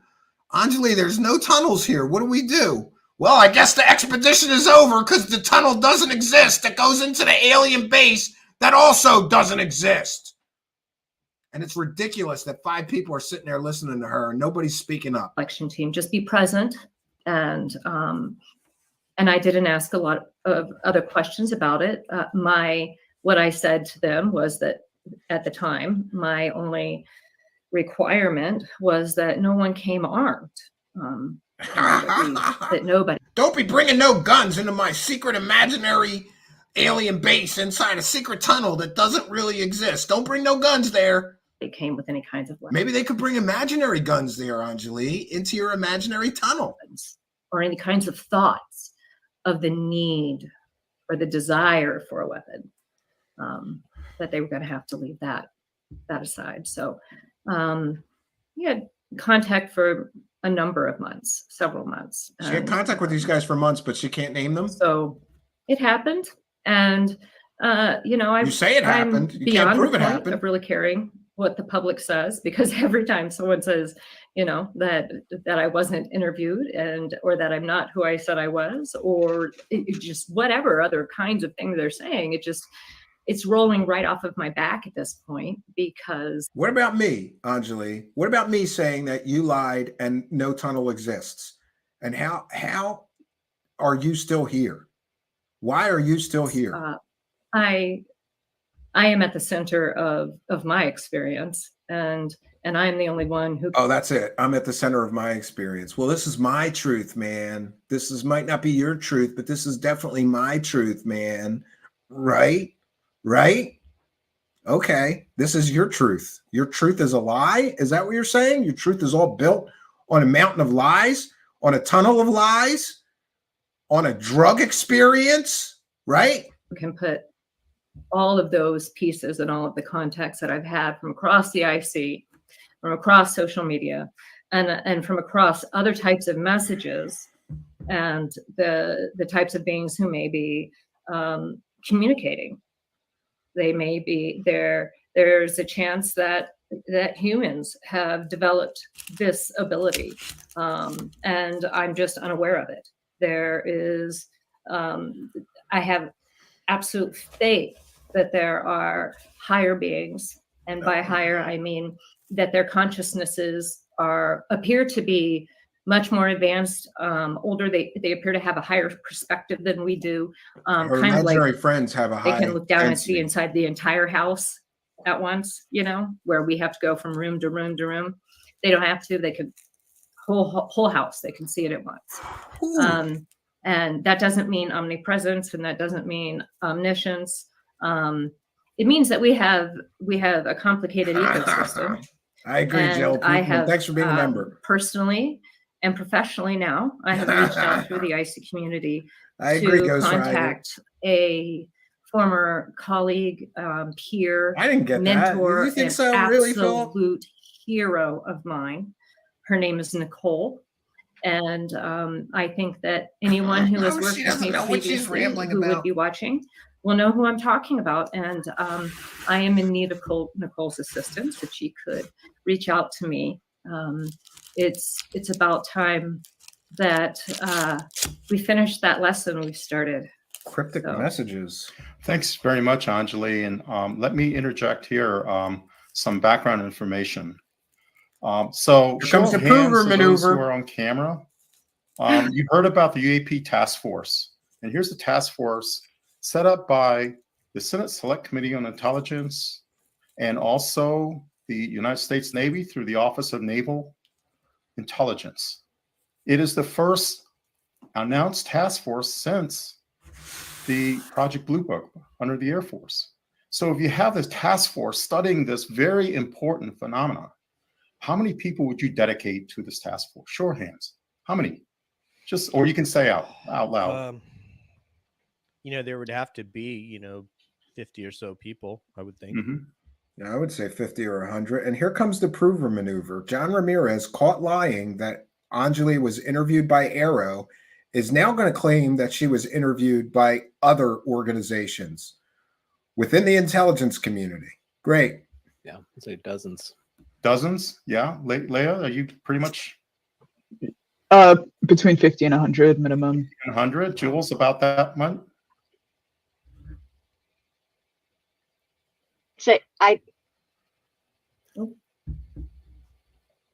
So Jules, if you type it in the chat, we'll read it off for you because we didn't hear you. Just type it. So. Well, okay, I got the gist of it. Anywhere from 50 to 100. All right, I am now going to reveal for the first time the number of people on the task force. That's it. That's it. So one member of the task force, Jay Stratton, he was the commander of the task force, as they call it. And this is John Ramirez's excuse for getting caught in a spectacular lie that Arrow interviewed Anjali. They dispute that. They say they did not interview Anjali in an either official or unofficial capacity. And of course, it's a Navy thing, right? So you have to have commanders. So he's the commander of the task force. And we also know one other individual, right, who came forward, and that's Dr. Travis Taylor. There's two. Yeah, the Skinwalker scam guy. Great. And there were like a couple of other people on this task force. That's it. So what Jay Stratton meant to say is this. No member of the UAP task force, his direct reports, and DJ, you're Air Force guy, you know what a direct report is? It's someone you supervise personally, and you're responsible for writing their performance evaluation.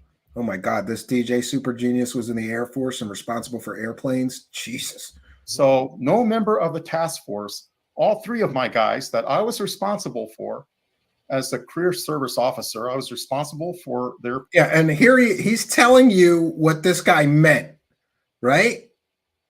No, he told everybody what he meant. promotions. And this is a major excuse, right? And what does a CIA guy do when he gets caught lying? He lies some more. Great. Their career development, so forth and so on. No member interviewed Anjali. That's 3 people. Now, who did interview Anjali? So in order for this small, tiny task force, the first kind of any kind of entity within the U.S. government since Project Blue Book, to do anything, it had to do something which, DJ, you know very familiar, these words. It's called interagency outreach. Mm-hmm. The interagency is the other agencies. You know, for example, this is just a terrible excuse for getting caught in a lie. Okay, so Arrow didn't interview them, and somebody got an on-the-record statement saying Arrow never interviewed Anjali. So now he's back with some excuses. Well, it was somebody else that they took the information from, right? Well, we can go back to Arrow and find out, John Ramirez. We can go back to Arrow, Anjali, and find out if they got anybody else interviewed you, forwarding the interview to them. I think that the statement that Lieutenant Tim McMillan got was pretty clear. No one from Arrow interviewed her in an official or unofficial capacity. But here comes John Ramirez with some excuses, claiming some other shadowy organization interviewed her and forwarded the information to Arrow. Bull. Prove it, CIA clown. Prove it. You have the CIA, the DIA, the NSA, you know, the alphabet soup, the major That's my organization. Alphabet soup. He's using my words. Of the, well, it's not really mine. Intelligence community. They relied. I think I actually got that from an intelligence guy. One time he said, you know, the whole alphabet soup. And I said, what do you mean? And he said, CIA, DIA, NSA, NRO, this, that, the other, FBI. Outreach in order to get any work done. So it's the outreach to the task force that interviewed Anjali. And a member of that task force was cognizant of the interview taking place. All right. So we'll go back to the UAP task force, Arrow, and ask them if they were aware or cognizant of interviews with Anjali taking place. And then what are you going to say? Are you going to have new excuses, John Ramirez? You're going to have new excuses, Anjali, for why none of this is reality? And this is some just believe our alien stories fan fiction nonsense. It's nonsensical garbage, right? You get caught spectacularly lying and making completely and totally 100% provably false claims. So you just make new claims and excuses for the statement that came out. And in fact, the interagency continued to interact with the task force. And when the actual interview occurred, Jay Stratton was no longer commander of the task force, but he kept into the email loop. So he knew what was going on. And so he should have emails from people that interviewed her, right? Well, we can check with Jay Stratton as well, Mr. Ramirez. You're digging yourself a bigger hole here. So are you, Anjali. And why do some of these people look like deer in the headlights? And so right? They would not have reached out to Anjali unless something was validated. And that is the fact that she is an intelligence community officer. And how does one tell if another member is an intelligence community officer? Well, first of all, there's something called, in the old days, it was called JPAS, JPAS. It stood for Joint Personnel, I believe stands for Joint Personnel Adjudication System. And if you're in the DoD side, your name is going to be in there as having a top secret clearance, and it will have all the compartments that you have been read into. On my end, Scattered Castles on the civilian side, it's called the same thing. It's called Scattered Castles, and it has the same information. It has my name. This is intelligence community gobbledygook designed to prove another lie. And all of the compartments I was read into. They would not have reached out to Anjali unless they knew that she wasn't someone off the street who's an experiencer, because there are many, many, many experiencers, as Deb would tell you. There are many, many experiencers out there, And all of us probably are experiencers as well. And you notice he said they wouldn't have reached out to her and interviewed her. Well, you guys, John Ramirez and Anjali, have yet to prove that anybody interviewed her. Why don't you give us the names of the people that interviewed her? And we'll call them and verify that they interviewed her about her alien experiences. Otherwise, this is all from the land of make-believe. But she was an experiencer who happened to be a member of the intelligence community. And that's what got their attention. And secondly, when she talks about beings, if they thought that she was somewhat disturbed because she talked about these beings, they would not have contacted her, because they know that these beings are real. They know that there is a presence. And see, notice how he's using her verifiable intelligence background as a prover. Oh, well, they knew that she was DIA, so they reached out to her. Statements of facts being entered into evidence without any evidence that they are statements of facts. Who interviewed her? Who? Their names, their office, who their supervisors are, who told them to interview her. I don't believe anybody interviewed her from the United States government. Of these other non-humans on the planet. And thank you, Dr. Gary Nolan. And then of course he's going to thank CIA Gary Nolan, because this is a CIA operative right here. And certainly he's going to push the agenda of the other CIA operatives also infiltrating the UFO community. Here he's going to push Gary Nolan's garbage. Nolan, because he said the same thing. This knowledge is known within the intelligence community. So it was the outreach people with the cognizance of the UAP task force who reached out to Anjali. And they may not identify themselves by true affiliation because they were undercover. Okay, here, now we have this whole excuse. So they were undercover, shadowy government agents that nobody can name, that nobody can verify any of this. Here is the lie insurance. This is, in case I get caught lying again, I got to have an out. He's giving himself an out. These people were undercover while they were interviewing her. Well, they gave her a name, right? And what does that mean? That means that your affiliation with the IC has to be protected. And what is the two agencies that can do that? Well, one is DIA, because they have a defense human service. They too have human officers collecting human intelligence, so they have to be undercover. And what's the other agency that's been doing it since 1947? My guys, back home office, CIA. So it was at that level of the intelligence community that reached out to Anjali because they knew she was genuine. They found her information in the appropriate personnel databases to verify that she had the clearances that she said she had. Yeah, use her background to prove the whole alien story, right? But they're undercover. Nobody can prove or disprove it. Doesn't pass the test of falsifiability. And then thirdly, and most importantly, they knew that her contact experiences were real because they knew about that's quite a jump. Experiences that others have had, even within the intelligence community. And I'll just name one person who's come out. My buddy at CIA, Jim Simivan, who stated that, oh yes, he's had these contact experiences. That's right. And I'm sure come later this year, you'll hear more about intelligence officers with contact experiences. So I just want to set the record straight.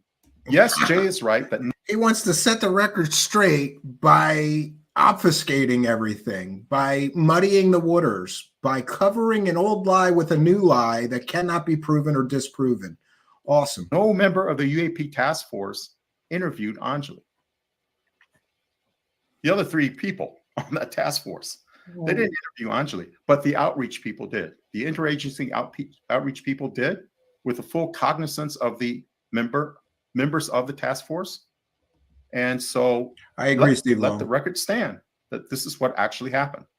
And so if you disbelieve me or disbelieve Anjali, fine. I'm not here to convince you one way or the other. You can believe anything you want. You can believe what other people in the government who you think belong to the government tell you. Yeah, I'm not here to convince you, as he's trying his very best to convince you. I'm not here to convince you of anything. Then why even do the appearance? Why make up this fantastical story about undercover interagency people, right? It's fine because toward the end of this year, as Science Bob McGuire stated at the Spaced Out Radio Vegas party, and as Dr. Nolan stated, something is going to occur. Some event will occur. It's the disclosure we all have been waiting for, and it all will be laid out. So I just wanted to say that. And that's later Hey, this John, year. I'd like to interject right now that the significance of people like yourself, Anjali, Jim Semivan coming out and talking about this amongst the IC community is akin to Dave Fravor coming out and people. Yeah, and here's the UFO believer crowd. You guys are heroes while you're running a psyop on us, lying to us. All you intelligence people coming out with your alien stories are heroes. Okay. In the aviation community saying, man, if this, youngest Air Wing commander in the Navy, Top Gun graduate, Dave Fravor and Alex Dietrich and Chad Underwood and Ryan Graves, if they can come and talk about it, then that means I can. Yeah, she's on disability, I believe. Good point. That's a bad kitty. I think is that your colleagues are going to have that have been holding this inside. I agree. Thank you for the comment. Also, I want to say regarding something that Anjali said, I want to say that the fact that the phenomenon is able to have this sort of top-down view of the entire house. Very reliable people. I would really appreciate that because I've lost both spare set of car keys. And with that ability, you know what I mean? Like I could see the whole house at once. Oh, there they are. And I keep them in this little Ziploc bag in case you're out in the woods and it starts raining, your car keys are still going to work. Yeah. So, he and the CIA guys said that they did. So they did. Anyway. Transcend. Yes, ma'am. So did you do, so where Linda was trying to come in and ask a question to you guys. I don't know if she's going to make it in or not, but would you, Anjali, would you like to say something about what John said, or would I'm selling my pillows? Well, yes. I would like to say, just to follow up on that one of the neatest parts of the interview experience with me, the interview she can't prove ever happened, was not only just how incredibly respectful and informed they were, and curious, very curious, but they were also affirming and validating. Quite often, they would say things such as, "We have other sources who also tell us that," and then sometimes they'd raise their eyes and say, "Oh, yeah, we have other sources."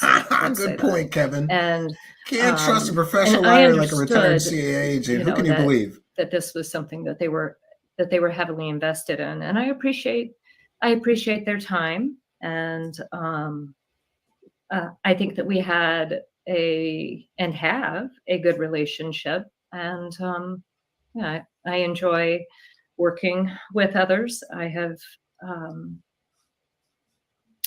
I enjoy working with. Yeah, this is a problem. You got 1, 2, 3, 4 people there that are all listening to this, and no one says anything. Like, isn't this a little too convenient? These people that interviewed her were undercover. Isn't it a little too convenient that you already lied about people interviewing her once?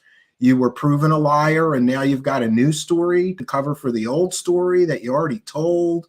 And what about the tunnel that doesn't exist? And nobody brought any of this up. It is incredible. Like the cognitive dissonance that's got to be going on with folks that typically others would shy away from, I guess. I'm not hesitant at all in this experience that I'm having. And I think I've made that fairly well known publicly. There have been some developments and some redirections. And I can acknowledge that. I can't wait. Yeah, there have been some developments, like our show here busting your entire original story is fake. That's a development that all these show co-hosts here should be mentioning to you. Like, excuse me, your entire original story was fake. Now, a retired CIA operative got caught lying about members of Arrow interviewing you, and now he comes on with you to tell new lies to cover for the old lies. Great. Yeah, that's some developments. Your whole story is fake. For the other experiencers from the IC to come forward and help you understand The giant purple woodchuck what with I his car said keys. Yeah, that's what I think. Yeah. can be both I don't know, true Satya, to no me, idea. and I could have been physically inside of another place, and at the same time, the other people that I was with do not experience that. Well, you said they did. Now there's more excuses. I was physically inside a place, and the other people I was with didn't experience that. Well, you said they did before. So were you lying then, or are you lying now? It's a part of the phenomena. I can't understand it. I can explain to you what the beings that I'm in contact say. I can look. My imaginary friends, they all say that alien mountain's real. So I'll tell you what my imaginary alien friends told me about the imaginary alien base and the imaginary alien tunnel. I'll tell you what my imaginary friends say. They say it's real. So it must be real. Come on. Are we 5 years old? This is garbage drivel. I can try to interpret that to the best of my ability. And always with the knowledge of a couple of things. Number one, that I became an intelligence officer isn't that kind of odd, and that I was working at the Pentagon isn't that even odder? And and that I had this contact after doing intel work for the USMC. I keep looking at the desert as if you can see. I'm literally looking west. I don't know. I'm trying to show you the desert. You're right, Philip. I completely lost my train of thought now. If someone wants to get back on it. Okay. I mean, my question for you was going to be, and I'll ask John if we can turn it over to Nathan and get the cabbies with some initial questions for you guys. But during any of these meetings with the intelligence officials, did anybody ask you, for example, what kind of conditioner that you use? What kind of conditioner I use? Yes. Bald guy joke, real funny. Okay, that would have been my first question, Nathan. Same brand. Hey, DJ, it's the same brand you and I use. Oh yeah. Could be Steve Long. Who knows? All right, yeah. Me and John are using Prel. I think I can't remember, but yeah, I know, right? But no, it is interesting though that people spoke with you. Interesting. And maybe it wasn't those 3 guys that are on that staff, but obviously somebody did speak with Anjali, and they would be very interested to hear what she has to say, given the nature of her experience and also the nature of her background, the seriousness of it. Yeah, because the government always wastes time talking to alien wackadoos whose entire original story got busted as fake. DJ, super genius. John, can I give it over to Nathan to get a question? Sure. I just want to interject one thing. Yeah, please do. That people might think, oh, I thought it was illegal to CIA to contact U.S. citizens or anybody. No, not if you're a member of the intelligence community. Right. You're contacting a colleague, not a U.S. citizen off the street. Yes, but they're forbidden from doing domestic operations. Because I'm sure some people are wondering. The CIA is forbidden from doing domestic operations, which might make one wonder, is it not a domestic operation to infiltrate the UFO community with various members of the CIA, all telling stories about aliens that are unproven, unverifiable, even being caught lying about things to members of the UFO community, trying to manipulate members of the UFO community? Would that be considered a domestic operation? I believe that it is, and it would be. So what's going on here? About CIA's operations inside the country. It is authorized if the person approaches CIA first, or if that other person is a member of the intelligence community. So I just want to say that off the bat. And Nathan, take it away. Awesome. Yeah, thanks, Sean. I'm cognizant of time, and I know we've only got Leah for another few minutes. There's that word, cognizant. So I'm going to pass it to her before she has to take off. Sure. So I have a little bit, I think, of a maybe perfunctory question, which is just as general citizens, what do you see our responsibilities as being in and around this subject, particularly as it pertains to like government involvement? Well, I think the participation of citizens will be expanded, and in fact, it will be essential, because once the government discloses what it knows, citizens will need to Our source was Corey Good. Yes. Disclosure. Yes, Sasha. Because I think all the government's going to actually reveal at the beginning is that, yes, a lot of people believe that we're seeing is flown by non-humans, and yes, there's a non-human presence on Earth. Basically, everything that Dr. Gary Nolan stated at the ISALT conference, and it's 18 minutes that pretty much said it all. And you'll be hearing a lot more of that later this year, and greater detail from many more people. Yeah, isn't it interesting that he's foreshadowing that more CIA people are going to be coming forward with contact experiences. More CIA people are going to be crafting the narratives being discussed, argued about, and bandied about the UFO community. More intelligence operatives. We don't have enough here. We need more. But from there, I mean, for me, it's like, okay, they're here and they're visiting us. To me, that's not as exciting as who they are, why they're here. Right. And how should we contact them? What is the interaction that we as humanity should have with these other beings? And so that's something that citizens can come forward with. Also, there are citizens who've had like not so happy encounters with these beings for whatever reason. And so that needs to be taken seriously, that there's nothing wrong with them. They don't need to be treated in a conventional sense, in a conventional mental health therapy. Like pathologized. Exactly. And so I'm hoping that the stigma. Just for anybody involved, the CIA has been caught in domestic operations time and time again. They're not supposed to operate on United States soil or, have operations against United States citizens, but Project Mockingbird, MK Ultra, and others certainly proves that they have. And that would be unconstitutional, right? There's never any consequences for the CIA, however. Now we've got a major presidential candidate in the form of RFK Jr., essentially saying that the CIA killed his uncle and his father. Boy, quite a can of worms is going to be opening for the CIA with him running for president. It'll be interesting to watch. Stigma would be removed from that. And so we can have an honest discussion of that.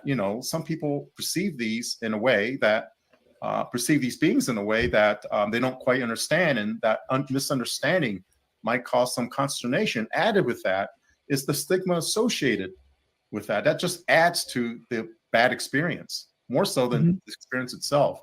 So I would suggest citizens will continue, especially with their governments, because I believe other countries will come forward after the US comes forward, that these other countries have information about this phenomenon that they've been keeping hidden. They've been kept hidden, and they're waiting for the U.S. to take the first step. So, pressure your legislators to come forward with more information, and make it part of the political discourse. We're going into in the U.S. We're going into a presidential campaign this year, and so make it part of the campaign. I agree. So that's what troll. Thanks for being a member. Raise awareness that this is real, and the government can remove the stigma from itself, from other government officers, from the military. And that's the host of this also clown show, that stigma, Randy. because when you see who's going to come forward and what position they held in the government, it's a foregone conclusion that this is real, that this is a real thing that has happened. Yeah, I'll get Anjali on that too. Please. Go ahead, and would you restate that, or did you already write it down, Anjali? Her question. Sure. I think the question was, what are the responsibilities, or what do we see as the responsibilities of citizens in after disclosure. Was that right, Leah? Yep. Yeah. Either in ushering the process. And John was so kind to answer this almost from a participatory citizen perspective, but even just in the sense of being good neighbors, right, to other humans. You know, Yeah. how do we sort of experience this collectively in a way that's supportive of others? Absolutely. Well, I think that John touched on a really important point, and that is that not everyone has a positive contact experience. That there are experiences out they're only contacted wackadoos. Yes, Davina, thanks for being a member. Who have residual trauma from that, and you know, this is well documented, and we have to acknowledge that. And one thing that's going to be really cannabis lady important again from a government position is once we can finally admit as a nation that this contact exists and it has been ongoing and that we've known about it and that yes, we did hide it and this is why. And, getting high with Anjali is never boring. The conversation is gonna taken. meet some aliens. I think that I'm sorry, I forgot my train of thought, Leah. Do you remember? This happens to me. I'm sorry. I have she's burnt out. She's too burnt out to answer a question. One question. Basically, like what are our responsibilities to our fellow man or fellow humans in this situation? There was some place I was trying to go with that, and I don't remember exactly. I just want to say that these softball question. This is the first question. It's total softball. After she provably made up, her and this guy are just like making up excuses for past lies, right? And she's talking about a tunnel that doesn't exist. And you're going to ask her some softball garbage question about like, well, what? Maybe you should ask her about that tunnel that doesn't exist. Maybe you should ask both of them why two alphabet soup agencies, one who specialized in information warfare and one who worked for the Directorate of Science and Technology for the CIA, are both on shows promoting the alien agenda with no evidence, no proof, and promoting provably fake stories. Where it was. But going back to our spiritual responsibilities. Randy, she's taking all the good stuff. I would say that it's one of the, I just remembered it, Leah. I'm so sorry. Okay. That because we are so behind the curve in it admitting that this is ongoing, Jesus, Jay. and having a dedicated effort and a dedicated force that is well funded and well supported to try to analyze what's actually going on and who is having contact with whom. Jimmy Church was all in on this one. Yeah. Of what's going on. Yeah. Okay. And a lot of people don't know this, but this is a funny story. Anjali did an interview with me right after she did an interview with Jimmy Church, and Jimmy Church did zero work. He didn't verify her education like we did here. He didn't verify her work history like we did here. Nothing. And so I was kind of pissy about that. Like, why do I have to do a week's worth of work? You just interviewed her and let her talk and you didn't check anything. So I hashtagged FTB, his hashtag, and said, you know, if you want to see how a real researcher and interviewer approaches these kind of claims, come and see our show. And this was right after Jimmy Church interviewed her. And yeah, he was all in on her. He did no research whatsoever, just like usual. And he started yelling at people that were retweeting my tweet because I used the FTB hashtag. And after that, because he was such an a-hole about it, I said, I'm going to use that FTB hashtag every time I tweet my show. And I have for like a year. Thanks, Jimmy Church, for being... Jimmy Church had to be... He didn't want people to see my interview with her because he knew that I would show everybody what a clown show he is. And I did. right? And then we further investigated her story and completely blew her story out of the water as completely and totally fake. He did nothing. He softballed her, let her tell her alien tunnel stories. We proved the tunnel didn't exist. We got to the original witnesses of the so-called alien encounter, and they completely and totally contradicted her story as being fake, right? We did a great job with that. I'll be proud of that series of stories my entire existence. And Jimmy Church did the normal UFO circle jerk, don't ask any hard questions, do zero research, right? And I can tell you, until I'm blue in the face, what different beings are said. But one of the things that I am working on myself, excuse me, to analyze who is delivering which kinds of messages to us, where they may be coming from, for his what numbers are in the purpose, what is crapper. motivating them. Yeah. And you know what? Church has like a 20 or 25 year head start on me. And anytime anybody brings up numbers to me with that guy, like, occasionally people say like, "Oh, you slag on Jimmy Church, but he beats your numbers." He only beats my numbers by doing the circle jerk. Look at a show of just Jimmy Church and look at a show of just me with no guest. Who beats who? It's beautiful. Yes. And Jimmy Church has a 25-year head start on me. But what he doesn't realize is people are tiring of that circle jerk style like he does or this show is doing right here. Signs in society that may support interference or signs of interference, so I'm working diligently at developing this methodology, kind of based on some of what I understood from my time, working in the Biden is an alien. alien. Things that I've learned. Definitely. I'm trying to put that to play. A lot of right people away think that, here. Patty. I've been Yes. doing this for a couple of years. It's The very Blue Chicken difficult Fryer Shack. in intelligence to deal with a small amount. Yeah, of data exactly. points, Exactly. You need a ton of them before you can. There are total garbage clickbait channels that get 10 times the views that we do here. It doesn't mean they're more credible or do better work than us. It just means they're willing to, do anything. There's plenty of garbage peddlers out there, right? And by the way, did anybody see that? I am the biggest UFO hoaxer in the world of UFOs. Did anybody see that? I am the biggest hoaxer in the world of UFOs, right?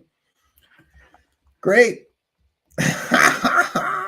Reach any kind of conclusion. Yeah, and it's such a dirty business, Steve Long. If you've got a hoax channel that's got almost 1 million subscribers, feeding you subscribers and views and guests and whatever else help, and we're beating your numbers by ourselves with no help, that does say something, right? Some people will sell their souls and they still can't make it, right? So it's not like, even if I've had, let's say I've had, conscious contact once a year, I'm just throwing this out there. Nobody get attached to this. Okay. This is just a hypothetical. I've had, let's just say, for the first 45 years of my life, I had contact once a year and I experienced some kind of conscious communication. Okay. That certainly doesn't mean that as the years have gone by, that this has been like a collective experience in my own mind. Okay. Because they, it's very complicated. She talks to aliens all the time, and her imaginary alien friends tell her that tunnel that never existed to begin with is still there. And she told government operatives that her alien imaginary friends told her that alien mountain and the alien base and the alien tunnel is still there, that never existed to begin with. Oh, it's beautiful. It's very, very complicated. And I guess what I'm trying to say is that the IC, the government, has a responsibility to get. I agree. Pick a side, Space Academy, and welcome. From the IC. Academy, together, and welcome. And get these communications Let on the meat record. fake. Yes. And then put that up against the templates and matrices that we have out there. Yeah, it's a lot of word because they salad do here. exist. I already know that some of them exist that we could Yes, use it usually is to right. try to Equal's understand one of the good what is guys. actually happening here. And we aren't doing it. And that's going to be to our own regret, I do believe. We have waited a very long time. And I think there's nothing like a Defense Intelligence Agency former information warfare specialist being worshipped and looked up to and asked, questions about how we should all be preparing for disclosure. That's who lied about her entire original story too, by the way. Okay. Now, as far as spiritual responsibilities and people, one of the things that the beings that I have been in contact want us to understand is that you're right, Operation Shutdown. Through our meditation, who I am. through meditation and presence of mind. And she said through meditation. I thought she meant through my medication. and presence of it's terrible. Attention. Okay. Really being mindfully attentive in a moment. And they're saying, and recognizing that diversity in the forms of life will help to prepare everyone. I know. For coming. It's like listening to Charlie Brown. And that some of You're right, Davina. that the Thanks for being a contact member. will be experienced through conscious communication. That doesn't mean to say that you won't visibly have visual perception. Okay. I'm not saying that, and that, everybody won't be able to see that. I'm saying that when we hear and communicate, it will most likely, with the vast majority of beings, be through conscious communication. And that doesn't mean that they don't have language. They have a language that we do not understand. Oh, yeah. Her conscious communication. She has conscious communication with her imaginary friends that tell her that tunnels are there that don't exist. So why should we trust anything that she's getting from these aliens if they don't even know if a tunnel exists or not? Right? The whole thing is ridiculous to me. The whole thing, the fact that she's still here plugging away, talking about a fake tunnel that never existed, that's just, I don't know. Do you think estimate of the situation is CIA? Yeah, I do. And beyond that, just real quick, they're also saying, they want me to throw this in there very quickly to remind everyone that the importance of meditation and recognizing the collectiveness of the human spirit, the human mind. New Age works out nonsense. Like the human energy that we have, that we can collectively tap into this whatever this is in the universe, whatever is connecting all of us. The noosphere. Sure, we can say spirit. Yeah. Sure,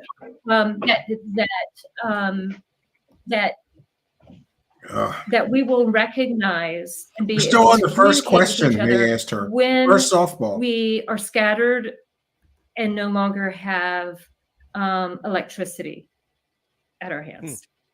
Ooh, that is that's a very scary proposition of not having electricity. But yeah, I mean, what could be better than humans seeing in one another value instead of seeing, oh, this person's different, or their outlook, or their. And there's nobody I trust less than a guy who runs his show on a green screen and he can't work the green screen, right? This guy's like disappearing, parts of his head are. Come on, dude. You buy some lights on Amazon for $40 and that would work right for you. I'm sorry, but Jesus Christ, if you're going to run your show on a green screen, right, at least run it right. Their politics. His arms are disappearing and shit.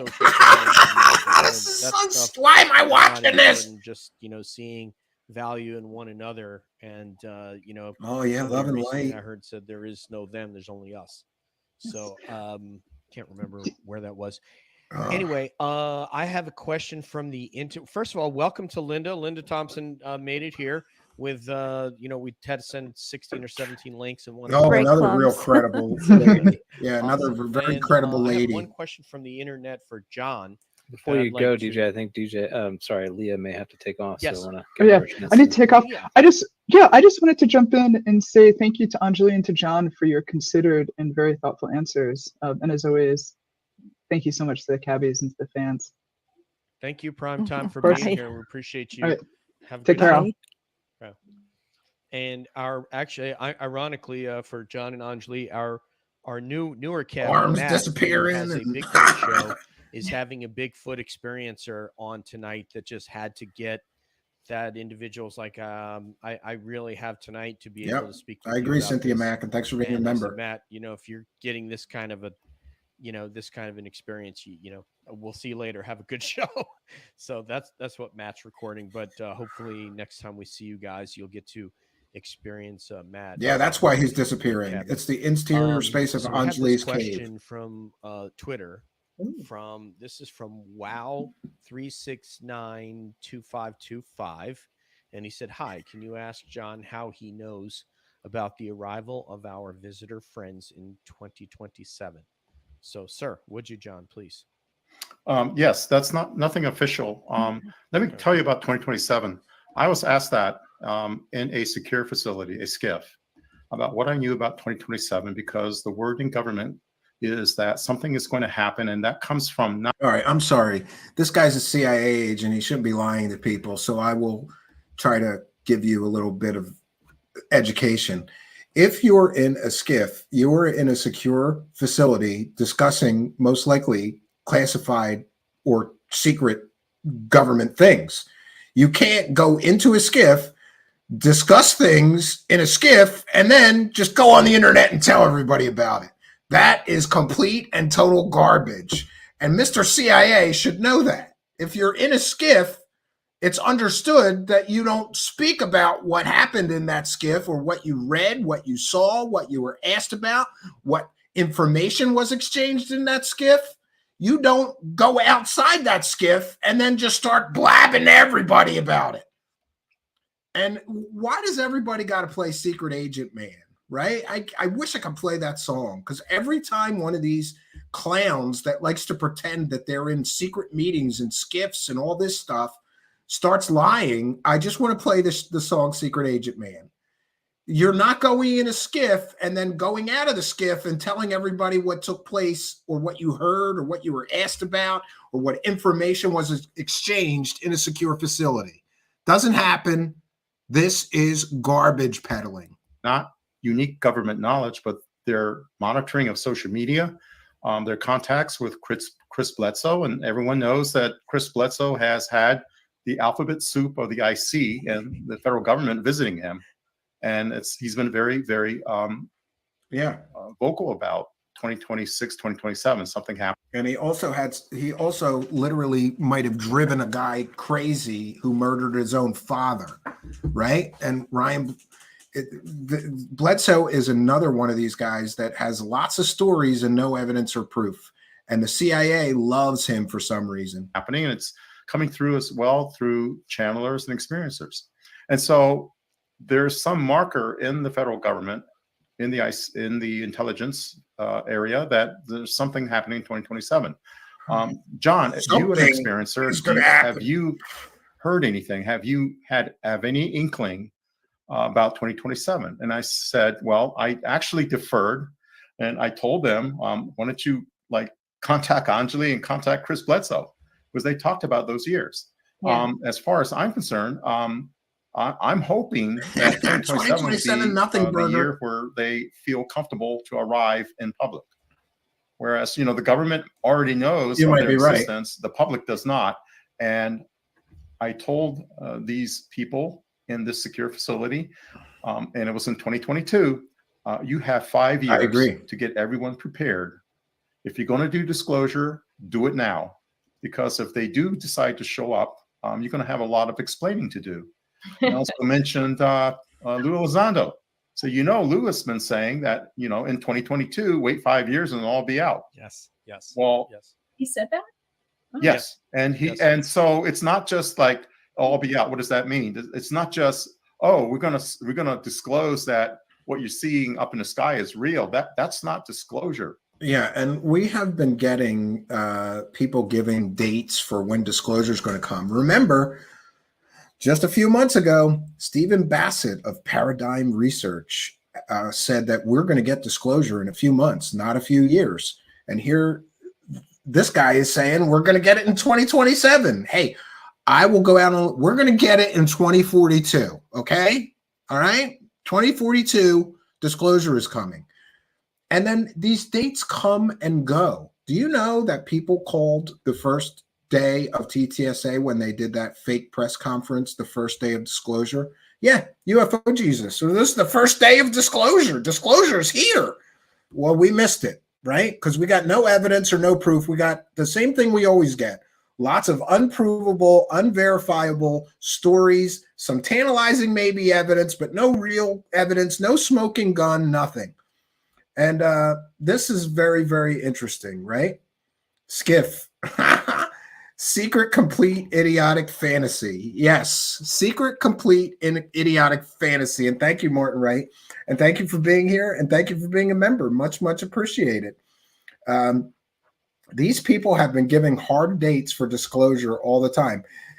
Stephen Greer said disclosure was going to come in 2001 when he held his press conference. And by the way, we're working diligently on Stephen Greer and his so-called new whistleblowers. Wait till you get a load of the latest bull garbage that's going to be coming out of Stephen Greer. It's the best fake shit ever. And we're going to bring it to you. And some of the clowns that have been helping promote his garbage documentaries and making money with and from him are all going to look like idiots. I love it. All right. Yeah. Real disclosure is who's flying these craft up in the air, and where they come from, and do we know about them? And according to Dr. Gary Nolan, who seems extremely well connected, according to my other CIA friend, that what he stated is probably pretty close to what the government actually knows. But we'll need more than one voice. Yeah, and he's using the wackadoo prover maneuver here several times. Well, this other wackadoo Bledsoe, he said disclosure's coming. And the guy who ran the fake Pentagon UFO program that never existed, he said disclosure's coming. And Gary Nolan said a lot of stuff nobody could prove. So the government must know about those aliens because my CIA friend told me so. And my wackadoo friend confirmed it all for me. And Anjali is another one of my wackadoo friends is confirming I'm right. Disclosure's coming in 2027, friends. Sure it is. Dr. Gary Nolan to state that in succession of people who have the program clearances to actually back up. It does remind me Dr. of Gary Nolan, who is not an official in the IC. He is a consultant to the IC. Yeah, he worked for them. So once we have officials in the IC and in the Pentagon saying that, yes, Davina, thanks for being a member. Give more credence to their presence, and perhaps then we can have a discussion about 2027. You know, I have I'm passing it to Deb right now because I have a question about that, but I'll wait till it comes around. So Deb, please go ahead, ma'am. Oh, okay. I think we skipped Nathan, so we have to go back to Nathan. Did we skip Nathan? Please go ahead. Deb, please go ahead. Okay, yeah. So I just wanted to, I've had a lot of different questions come to my mind, but the one that really is catching me right now is all these institutes that seem to be doing like a tug of war with this topic. We have the White House pulled some things away. Aero is doing some things. The Navy was doing some things. The U.S. Air Force is pretending they're not doing anything. The Space Force is definitely doing something. NASA's about to talk to us on the 31st. So with all of that happening, who should we be turning to? And what is the role of places like the Monroe Institute who are also trying to contribute we all to feel these like that. Is that for Anjali or John? Both. Whoever wants to take it first. I know that either of you can answer this one. I will defer to John first. Okay, I'll take that. So everyone should know that, when the remote viewing program was removed from the federal government, one of the hardest things to do in federal government is to kill programs. Basically, what you do is you move the program into another office by creating another office, by hiding it there. And so you never get rid of a federal program once it's started. And for remote viewing, it was removed from the federal government proper and outsourced to outside organizations such as the Monroe Institute, such as I would also add the Farsight Institute in Atlanta as two organizations that are doing remote viewing. A government Dr. disinformation Paul agent Smith would never lie to me. has his own organization, and now there's an International Remote Viewing Association. And so a lot of remote viewing still happens, but it's outside of government. One-stop shop for paranormal everything. Monroe Institute. They're very important because they focus on consciousness, and consciousness is a major part of the experience, as well as a major part of the physics of how they fly. And so to answer your first part of the question, yeah, it seems like we have a lot of cooks making one big mess of a stew, but they all have parts to contribute because no one single organization has it all. And if anyone has it all, I would say the Central Intelligence Agency I agree probably is that organization. I'm aware of that. Because they were there from the very beginning, from the time of Roswell, and perhaps also the Navy. Isn't this great too? Sure, you too can get your alien and UFO truth from a CIA operative who has been caught lying several times now. He's been caught pumping all kinds of stories. He's now on Gaia TV telling everybody he's an alien hybrid. This guy. Yeah. This is great. This is great. And why didn't any of the people on this panel know that he was just on Gaia? By the way, he was on Gaia saying he was an alien hybrid before this interview. So don't you think maybe that's something that you should bring up? Like, hey, are you really an alien hybrid? You're half alien? Really? Interesting and amazing, right? It's just interesting that this, and why is so many people in the UFO community like the Pied Piper? These CIA people come out with the pipe, and they're disclosure's coming, and they're blowing the pipe, and follow me, and all these UFO people are just following all these CIA people into a disinformation campaign. Like, they can't wait to sign up to be lied to. I don't understand this. I just don't understand all these UFO people lining up to government soup agencies who have been lying to us for 70 years, but now they're telling us the truth, right? Navy, because there was an Office of Naval Intelligence since 1882. So they definitely they've been there since the beginning. Yeah, that ended in World War II, Mr. Ramirez. So these two organizations I would pay attention to. Now, as far as like getting it all together, that's what this disclosure is all about. That the Navy still has an intelligence. It just changed names. Dr. Gary Nolan has been hinting at. How many times has he mentioned Gary Nolan? 4 or 5 times so far, right? And let's just analyze that for a minute. If you and another CIA guy were infiltrating the UFO community with fake nonsense stories to distract people from the real truth, wouldn't you use each other as proof? Well, Dr. Gary Nolan said this, right? I don't know that Nolan has mentioned Ramirez, but maybe. But it's interesting that he mentions another CIA guy like 5 times so far, and then he mentions some other CIA people as well that are pushing similar fake stories. That there will be this admission by the government of what he said about the craft being non-human and the non-human presence. That they're finally going to get it together under one conductor, conducting the orchestra of many, many instruments playing their part. And I believe that conductor is actually I agree the intelligence committees of the U.S. Congress. And so who do we have to thank for being the conductors? Well, my hat's off to Senator Kristen Gillibrand. She's been very instrumental in putting it all together. And she has a role to play as well as the conductor. She can't play the instruments, but she knows the sheet of music she's working from.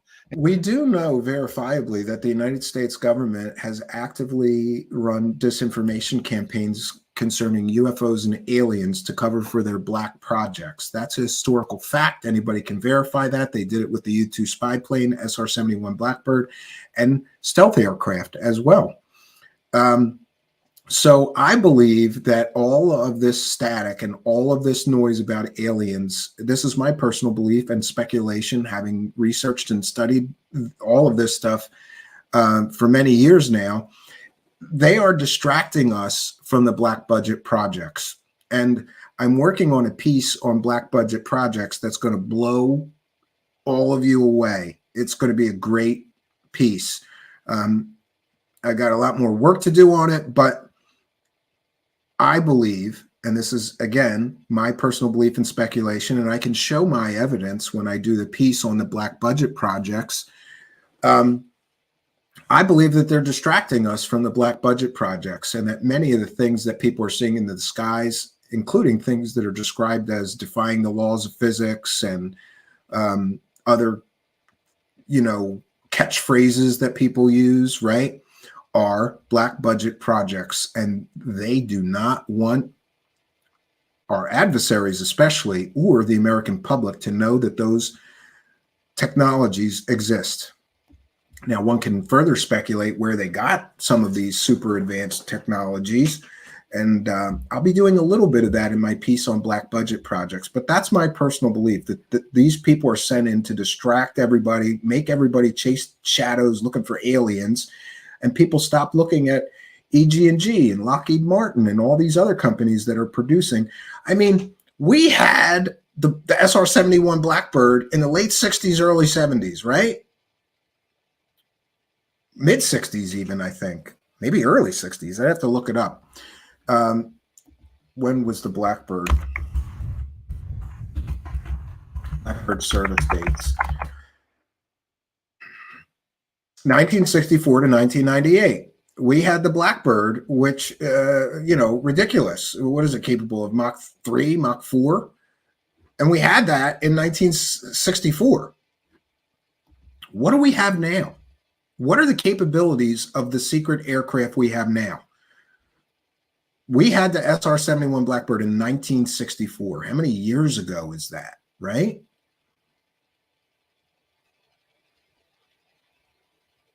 $60 years ago, we had the SR-71 Blackbird technology. What do you think we have now? You think we have craft capable of doing Mach 4 and doing right angle turns, 90-degree turns? I believe we do. They can't be human piloted if they're going that fast doing 90-degree turns, but I believe we do. And she's trying to get all these musicians to play the same sheet of music, their part, whatever instruments they're bringing into the system. Yeah. So that's what's going to happen at the toward the end of the year. Anjali, if you have something on that, please go ahead, ma'am. I don't have anything of real value to add. I'm not surprised, that we have okay, David, a tug of war when you have a Tic Tac is what we have now. Deeply compartmented program, such as something like this would be. You would expect for it to be. This is my lately babushka. Probably is. Yeah, I'm so into babushka dolls suddenly. It just keeps coming. It works. I'm telling you, it's such a great metaphor for so many things. But that's really a good way of looking at how deeply compartmented this is. And sometimes we can easily lose sight of those programs over the years in the IC, outside of those that are, who are read into them. Simply because we stop talking about them and there's a turnover in workforce and blah, blah, blah.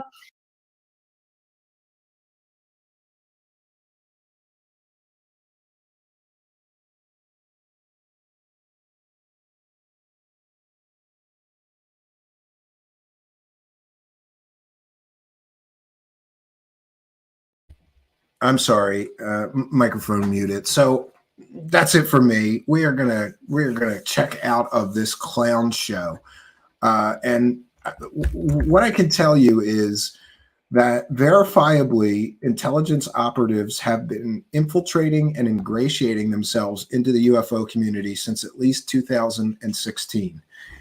I, for one, would like to know why. What is their purpose?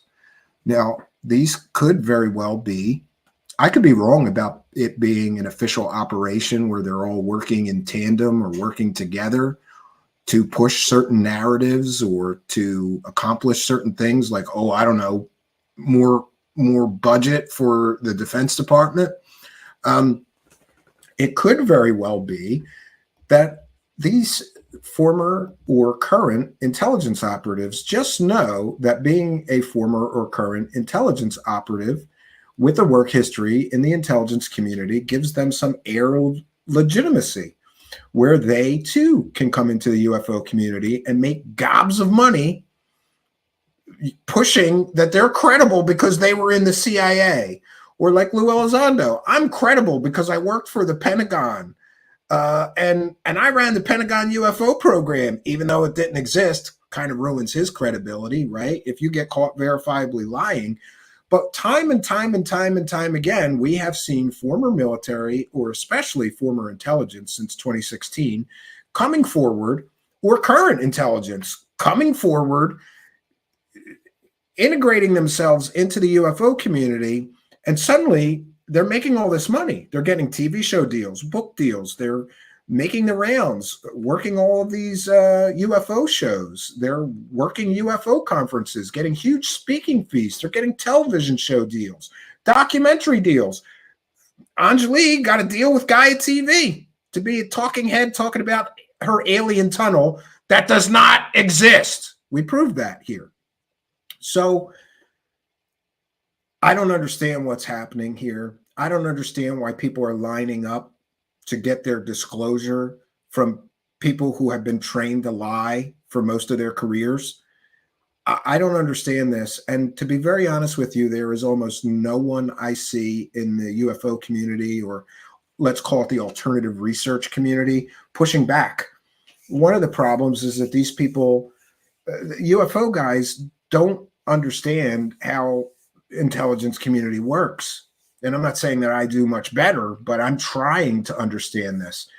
And I repeat my previous statement, and that is, if a whole bunch of CIA people suddenly infiltrated the Star Trek community, that would be on CNN. That would be on Fox News.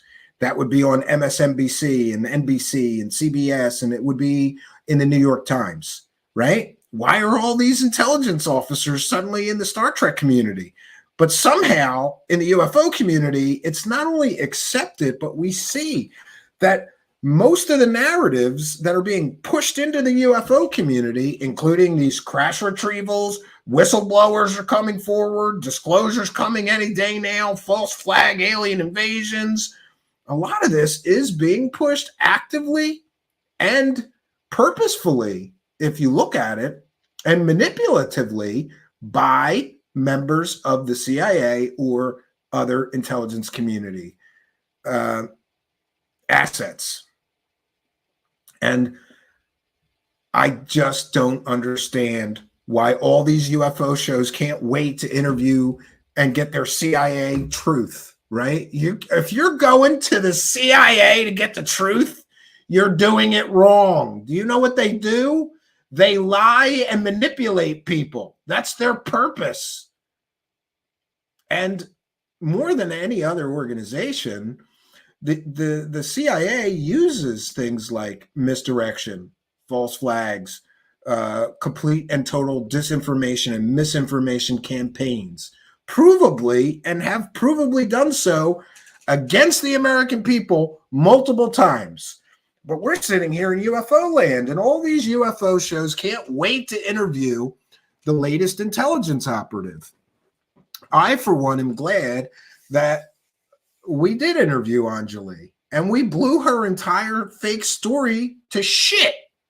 But here she is again, because this is UFO whack-a-mole. You can never get rid of them, right? Once they get a taste of that little bit of UFO fame, right? They're UFO famous.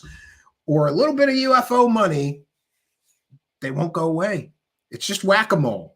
We whacked her down last year, proved her entire original story is fake. She gets a big money deal on Gaia TV. And she's sitting there like an idiot talking about a tunnel that does not exist. And people are just letting her talk about a tunnel that does not now, nor has ever existed. Full stop. And then we've got all these UFO circle jerk shows, like the one we just sampled, sitting there and letting this woman provably lie about a tunnel that never existed, about interviews with shadowy government officials, which she refuses to name, right? And she's got a higher up CIA guy with her who's also an alien experiencer. He was abducted by aliens, I think, and he's an alien hybrid, telling everybody she's telling the truth and government people really did interview her. But I got caught lying about the last government people I said interviewed her. So now I got a new story to cover for the old lie.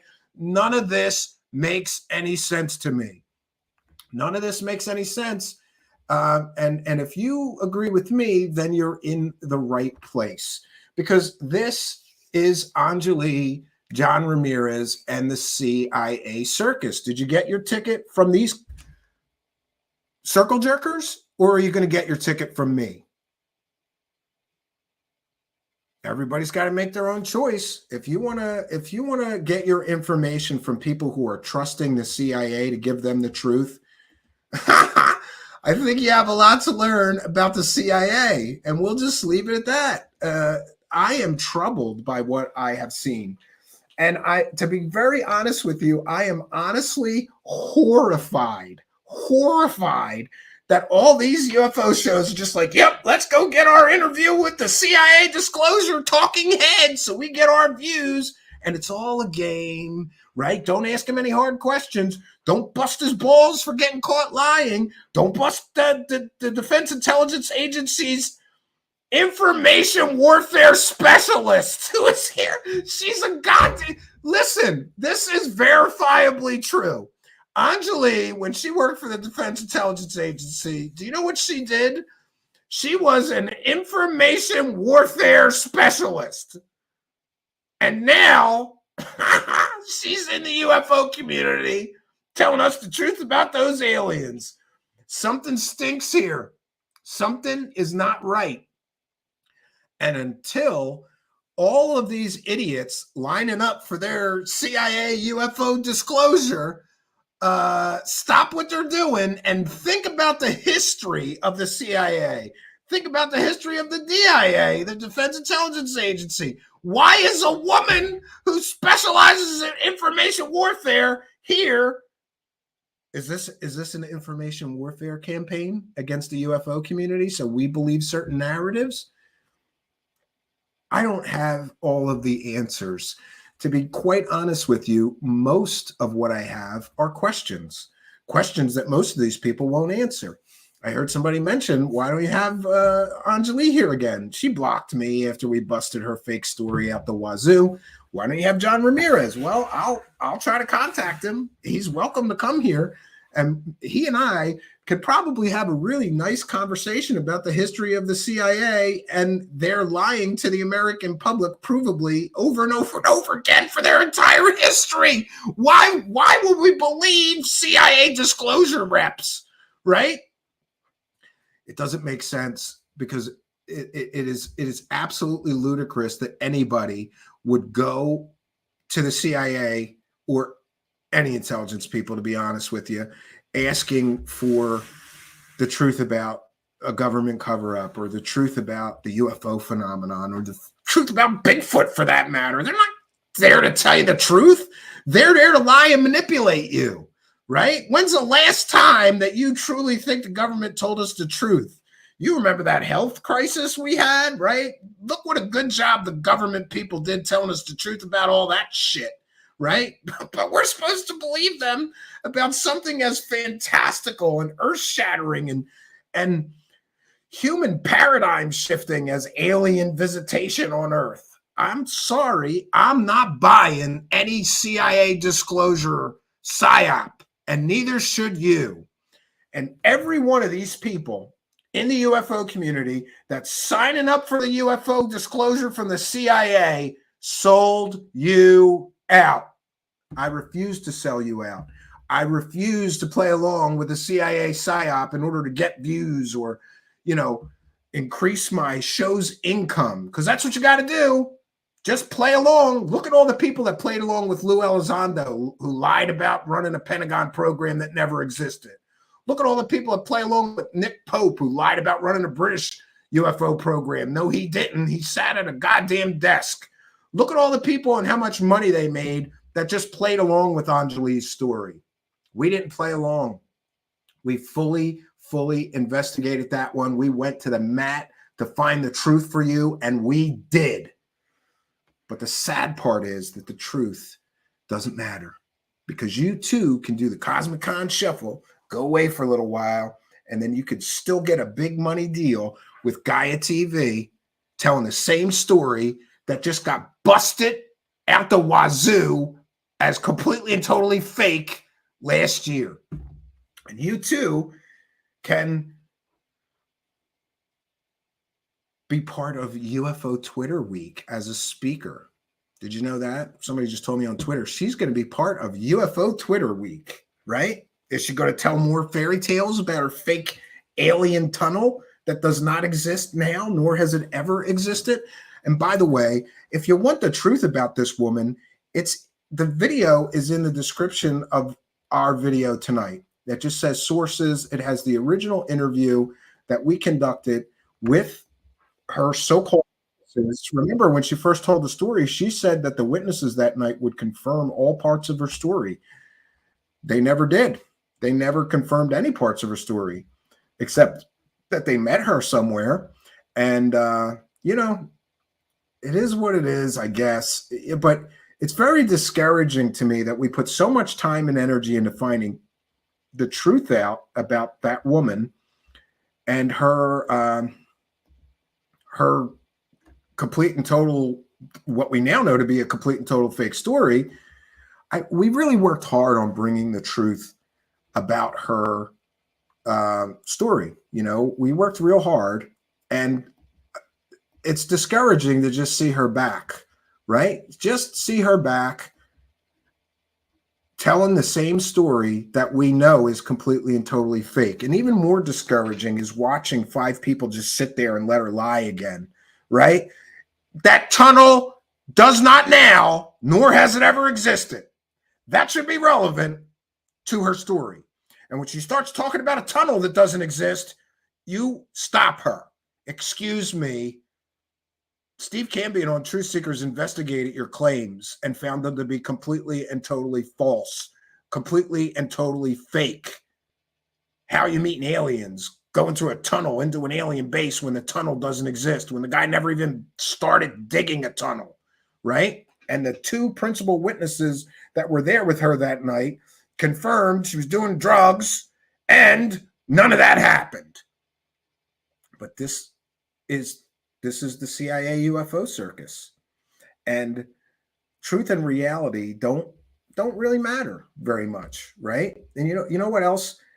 It's very discouraging that I have to compete with people who are just able to get away with lying constantly, and no one seems to notice, and no one seems to mind. And these people can have careers in many cases making a lot more money than I am for telling you the truth, because they can just lie to you. They can just completely and totally lie to you, and it's perfectly okay. And here is a perfect example of that. We recently had a piece called Me Demolishing the Latest Third Phase of Moon Hoax. By the way, I stand by everything in that piece. And so what happens to you when you tell the truth here in the UFO community is often then the personal attacks start. So Third Phase of Moon have an attack clown who they send out to muddy the waters, who they send out to lie about me. Their attack clown has lied about my wife, my children, my dead father, made fun of my disability, made some other completely and totally false claims about me, right? And we did demolish that last third phase of moon garbage piece. It's either a hoax or they are the dumbest, laziest UFO guys on planet Earth. Those are their two choices. They couldn't spend 35 seconds to identify a high altitude balloon before running to sell it, right? And even when we got them by the balls, dead to right, they send the attack clown to muddy the water. Anybody ever ordered anything on Wish, right? You know about Wish? Wish is like the ghetto version of products. So like if you want like a good, you know, anything, a really good pair of headphones, you get them on Amazon. You don't go to Wish. Because if you go to Wish, you're going to get the cheap, garbage, copied, you know, gross, cheap, break in 10 seconds version of what you really wanted, right? And that's what Third Phase of Moon does. They sent out their attack clown. I love this. So original, right? The guy steals my thumbnail, right? And does a complete lazy job. Look at the edit on that head. Boy, oh, we're going to contrast that one more time. Look at the edit on him. Look at that, how bad it is, right? Here's mine. This is the Amazon or the good version. This is the Wish or the garbage version, right? The Lies of Stephen Cambion. And by the way, in this, he called me the biggest hoaxer in ufology.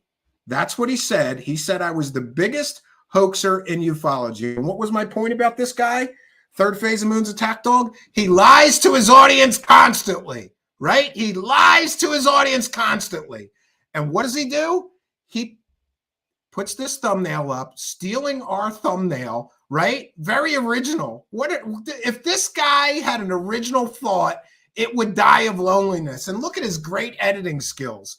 When I said that he might be the dumbest, laziest UFO guy on planet Earth, he just confirmed it for me by stealing our thumbnail, doing a quick, lazy edit. Look at that. It looks like just a square. I'm just going to stick my head on that, right? Take his thumbnail, right? My God. And then he titles his show, Stephen Cambion is the biggest hoaxer in ufology. I have never been caught in a hoax. I have never even been accused of hoaxing anything.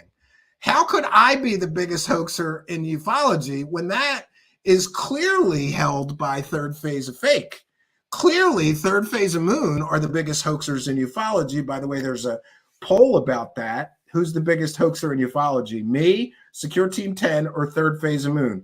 The fact that this guy could even do that, right? And the only way he can get views is by putting me in his stupid thumbnails, right? That's the only time he gets views, right? So he's got to keep trying to pick fights with me, lie about my wife, lie about my children, talk about my wife's tits, right? Talk about my dead father, make fun of my disability. Great. And I love this one too. I'm the white trash of ufology, and I'm scamming people for views and subs. I'm also the bully ruining ufology. And remember, what was my point about this guy? He lies to his audience constantly. Hey, Rich, I don't live in a trailer like white trash does. You do, right? I don't live in a trailer. And who have I scammed for views and subs, right? Who have I scammed? Can you tell? How? How have I scammed anybody? How am I the bully? I'm not talking about your wife, your family, your dead father. I'm not making fun of your any disabilities, anybody that's disabled. I'm certainly not fat shaming people. I'm not bullying anybody. But this is the ridiculousness that we live in. And here, I love it that this guy does the same thing over and over again. We catch him lying, and then he lies more to cover the last lies, right? We catch him lying, and then he just comes up with new lies to cover for the old lies. And I'm trying to find it here. This man lied to everybody in one of these garbage pieces of his, muddying the waters, trying to make me the bad guy by saying that 4 prominent members of the UFO community, oh, here, I have it. 4 prominent members of the UFO community Richard Dolan, David Wilcock, Linda Moulton Howe, and Jimmy Church have all sent me cease and desist orders because of my defamation of character, because I lie when I debunk people. Those people never sent me anything. Not a one of them. They didn't send me any legal threat letters. I don't know where he gets this stuff from. I think he just makes it up. So here he goes again. He 100% lied to his audience again. Now, in order to cover for that lie, he told new lies. And here's the new lie. He told his audience, well, that's the way I remembered it. He said that on his show. Find a clip, bitch. Don't tell your goddamn audience that I said that something happened or I said something unless you play the clip, you burnout bitch. How many times are you going to lie about my wife, my children, my dead father? How many times are you going to attack my paralyzed eye, big man? Then you lie to your audience some more. Stephen Cambion is the biggest hoaxer in ufology. The fact that somebody that works for Third Phase of Moon is telling people that I'm a hoaxer? Everybody is laughing at you, Rich. Everybody with a goddamn brain is laughing at your ridiculous continual lies. And you prove me right again. What's my point? You lie to your audience constantly. You lied to your audience about Richard Dolan, Jimmy Church, Linda Moulton Howe, and David Wilcock sending me legal threat letters. They never did that. Then you lie to your audience again. And you say, oh, that's the way I remember it. He must have said that on one of his shows. Show the clip. Show the clip, Richie. There's no clip of me saying those 4 people ever sent me cease and desist letters. It never happened. And you're so burnt out. Maybe you ought to put the pipe down, bro. Put down the pipe, get a real job or something so you clear your mind and start focusing on important things instead of lying about people's wives, children, family, and dead relatives on the internet to make money.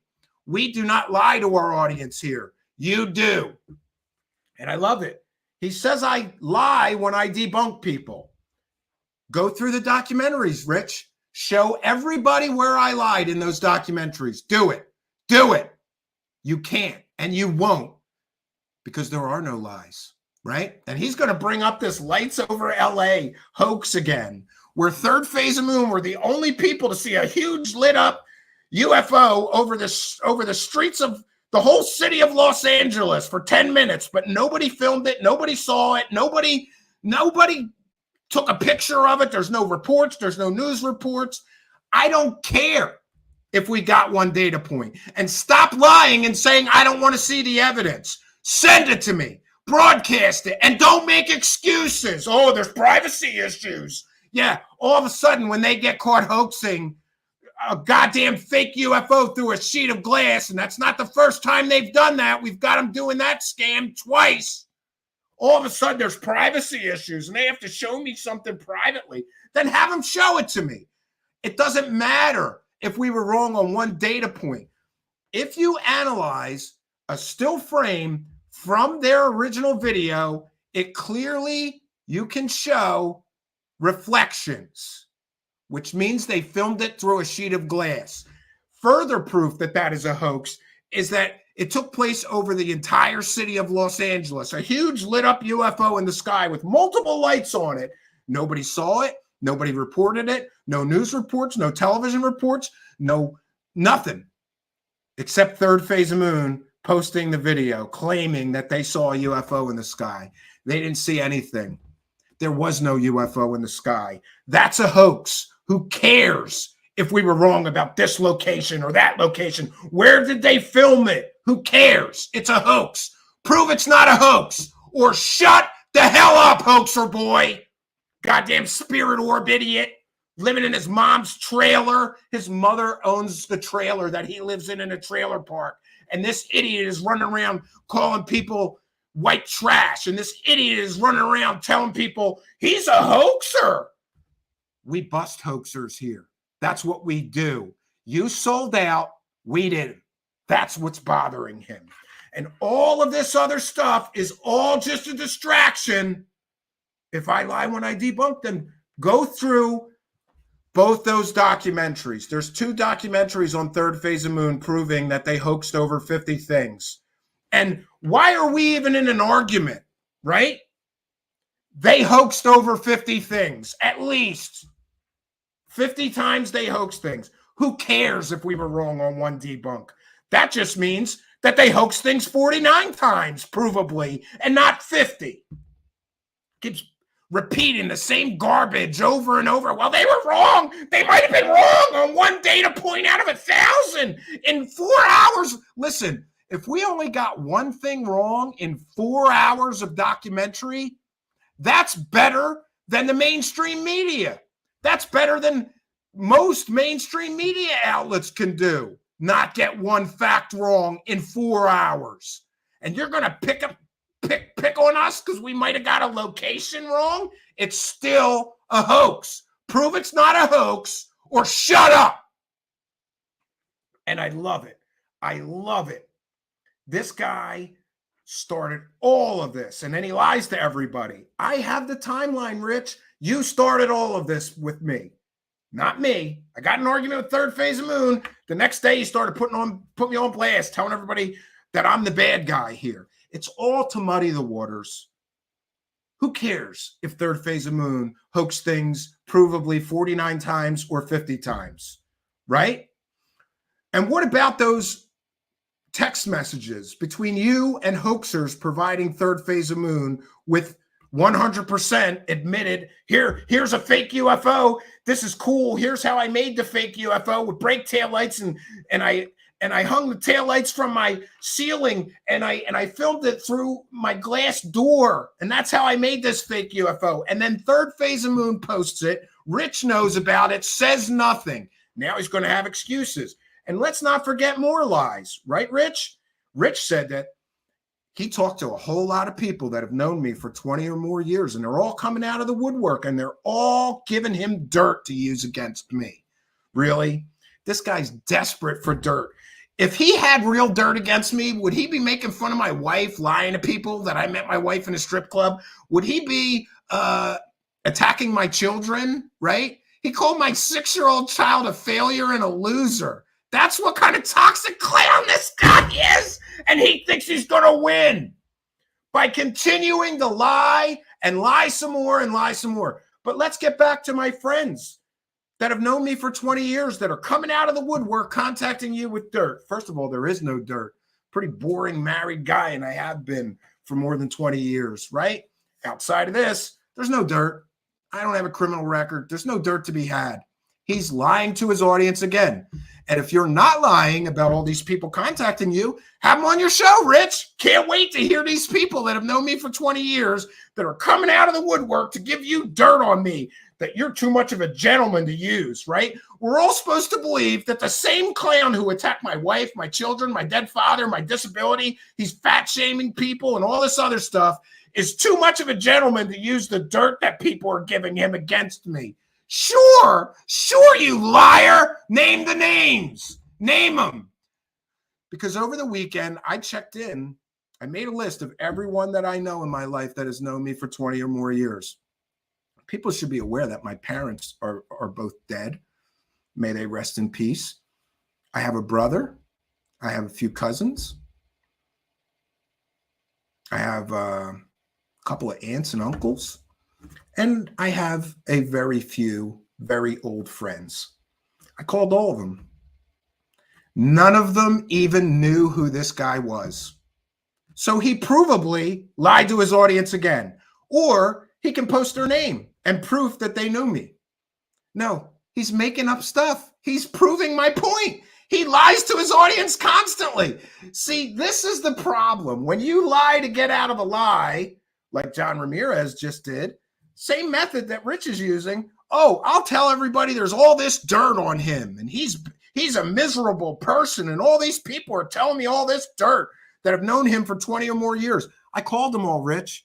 I called them all. I have the list. I'll release it. Anybody can talk to people that have known me for 20 or more years, every one of them. And they will all verify that they don't even know who the hell you are. None of them contacted you. You lied to your audience again. How many times are we going to catch you lying to your audience before you put this all away and put it behind you? Just admit you were wrong and move on. Stop attacking me for telling the truth with more lies and more lies and more lies and more lies. I've had enough. You're in my rearview mirror. You're just another idiot that we busted here, just like Anjali and all the other hoaxes and fraudsters and fakers that we have busted here. We have a proven track record of getting the story right. You're going to try to turn the world against me? What have you contributed? You're right there with your hands out, with both hands, begging for money every day. Every day, this guy's on the internet begging for money for UFO garbage. And what does he give everybody? Clickbait titles, stolen thumbnails. He's lying about people's wives. He's calling people's 6-year-old children losers and failures. He said that Third Phase Moon never hoaxed anything. Then he said they haven't hoaxed anything in 5 years, then 3 years. We got them last week. Well, the one last week is either they hoaxed that or they're the dumbest, laziest UFO guys, and they didn't have 35 seconds to check on something before they ran to sell it on the internet, which means nobody, either way, nobody should listen to you or them because you're not UFO experts, Mr. Third Phase of Moon. We have a whole team of UFO experts. It's a clown show. Nobody should be watching your UFO clown show. And right there with your hands out, right? And you're going to put in thumbnails that I'm scamming people for views and money. How many times have you told your audience that you have to get a job and you're going to have to stop doing the show, right? And then you don't. But those donations sure increase when you have those pity parties, don't they? Right? But you're going to tell people provably false information about me. And let's just get back to this one for a moment, because listen, if he was on the level and he got something like that big, that wrong, that 4 prominent people in the UFO community sent me legal cease and desist orders, right? Because of defamation of character. No, they didn't. No, they didn't. That's another lie, Rich. And what does he say in defense of that lie? He tells more lies. He says, well, that's how I remember it. He must have said that. No, I didn't. Show the clip, or you lied to your audience again on top of this original lie. Then you lie to your audience some more, telling that all these people that have known me for 20 years are coming to you with dirt, but you won't name them, and you won't drop the dirt, and you won't bring the people on your show. Bring them on your show. I'd love to hear this 20-year-old dirt you have on me. And even if it's true that there's some 20-year-old dirt on me, why is that relevant? Why don't you talk about the fact that Third Phase of Moon just put out a completely and totally fake UFO for cash, for money, that they couldn't spend 35 seconds researching? And then he says some garbage about, why didn't I do it that night? I did, you dummy.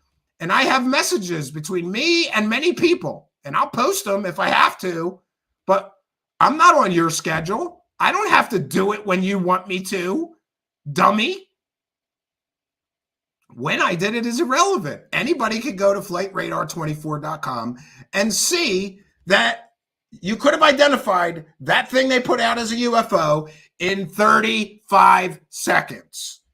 So listen, every time he does this, I just laugh.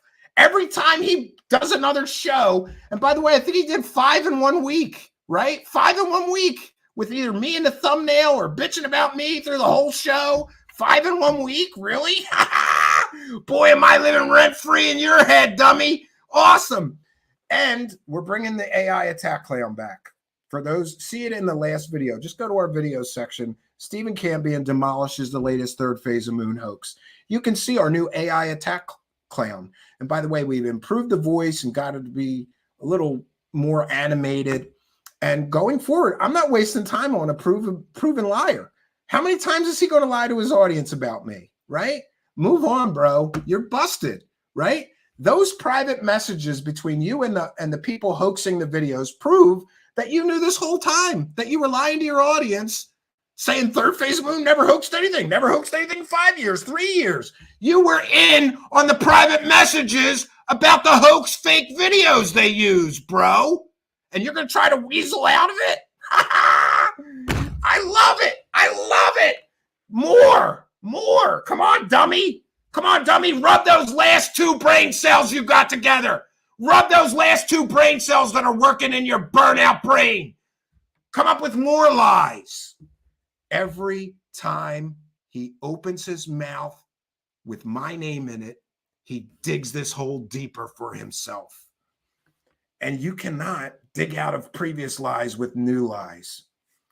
And it is what it is. And that's where we're at. And that's where we find ourselves. And by the way, I just want to mention that all people have a choice, right? We all face a crossroads. Are we going to play along with this fantasy-driven garbage UFO fairy tale hour, right? Are we going to sit here on a show and pretend that third phase of moon are credible, or that Rich from GoofOn is credible? Are we going to pretend that third phase of moon doesn't fake things constantly? Or are we going to speak up and say, these guys are garbage peddlers? And I had that crossroads, and I made the right decision, and I will stand by it forever. And Rich made the wrong one. He took the YouTube ad pennies. He took the deal, right? And they're going to help him and do all these things for him. What have they done for you? They've made you a basket case proven liar mess that has to constantly lie to cover the old lies, right? And they've destroyed your credibility, which I predicted would happen if you worked with or for them. So congratulations. All men face a crossroads. We can take the left-hand path and do the wrong thing, or we could take the right-hand path and do the right thing. I do my best to do the right thing. And this clown saying that he's doing things the right way while he's attacking people's wives, children's, family, dead relatives, disabilities, is laughable. It's absolutely laughable that this clown is still doing this. And I'm going to tell you one final time, if you keep this up, there are going to be consequences for you. Now, that's all I'm saying. There's going to be consequences for you and third phase of moon. And you can continue down the dark and dangerous path you're going on. Continue to lie about me, my family, my children, and you're going to have some consequences. I'm not going to discuss it any further, but best of luck to you. And remember that since you're doing this as a subcontractor or employee or associate, or just even in defense of third phase of moon, the liability is with them. They have allowed this clown to attack my wife, my children, my family. People made pedo comments towards me, right? They will be more liable than him. He doesn't care, right? They get some loser with no money who has no assets that they know nobody's going to be able to do anything to. The guy's got nothing, right? Well, since you're doing that in their defense, and I would highly caution third phase of moon, what do you think it's going to look like? What do you think it does look like that you let this guy do this and you refuse to fire him, to make a statement saying we don't condone this kind of behavior towards people's wives, children, disabilities, or any of that stuff? They're just letting him do it. And I'm sure there's more people than me that think they're not just letting him do it, they're encouraging him to go out there and try to trash me, try to muddy the waters, try to shut me up. And by the way, there is some lovely things that could happen, like just some lovely things. And if you thought I could bust you now, if you thought I could bust this Richie idiot and third phase of moon now, let him keep going and see what I'm able to do next. Because they are slowly giving me more and more power. It's amazing. All right, we want to thank Wes Snipes for a kind and generous £2. Says, love your rant, Stephen, and happy birthday, dude. Yeah, I want to thank everybody for the birthday wishes, but tomorrow night, this is against my better judgment, and I hate the fact that we may have to do another one. For those, thank you for your kindness, generosity, and support. Much, much appreciated. 1 second. I want to check in with the public view count, the private view count. You know, I have taken down or privated some videos and things. So we're at 975,000 views. We were going to do a panel show when we get to 1 million. I'm not sure. We may do it tomorrow. We may celebrate early. We're going to hit that in the next week. That being 1 million views on YouTube. And I did it without selling out. I did it without the help of a channel with almost 1 million subscribers, shoveling subscribers and help my way, right? Yeah, it's my birthday tomorrow, but thank you for your kindness, generosity, and support. We'll still do a show tomorrow night, 9 p.m. Eastern time. I will be back here. I'm not sure. We're either going to do another show that I had planned, but I kind of forgot with the show situation that it's my birthday tomorrow. And I know some people might want me to just do a birthday show, but I don't I don't like that. I'm going out to eat with my wife and children when my wife comes home from work, and we'll have a nice relaxing evening and some cake. And I'm sure there's cheesecake somewhere involved in this. That's my favorite. And my wonderful wife certainly, I'm sure, has some things planned, cake and ice cream with my 2 boys and my wonderful wife.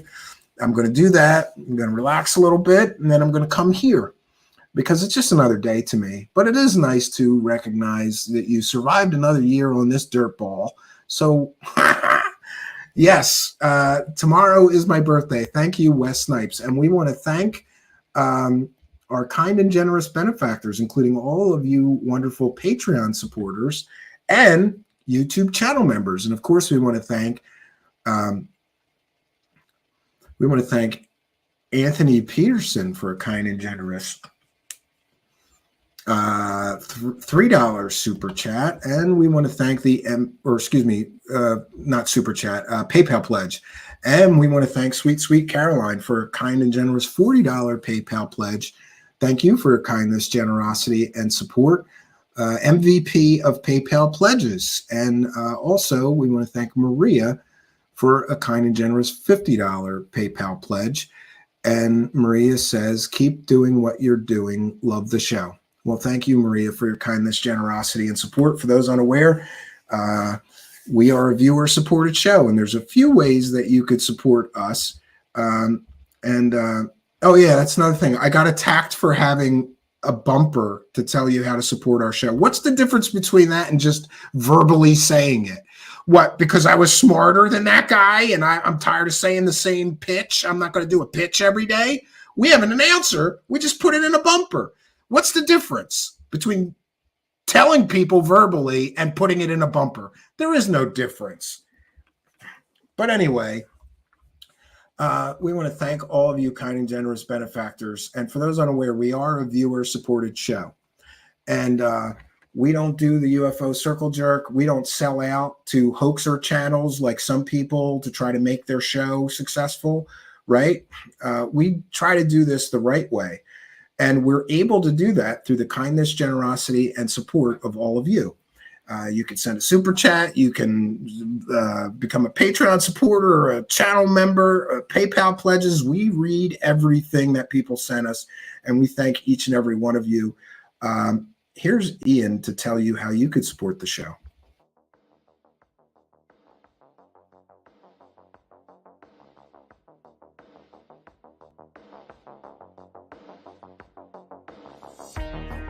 Truthseekers is a viewer-supported show. Wonderful people like you who enjoy this show send pledges in the form of super chats, super stickers, super thanks, PayPal, or Cash App.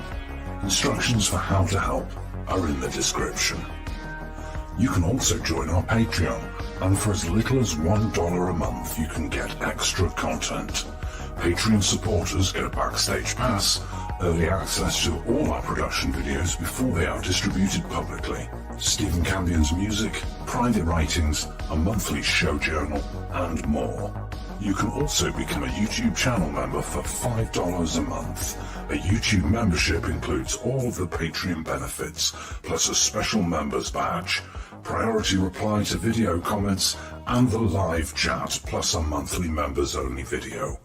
We thank you all, kind and generous benefactors, for supporting Truth Seekers. Thank you for your generosity and support.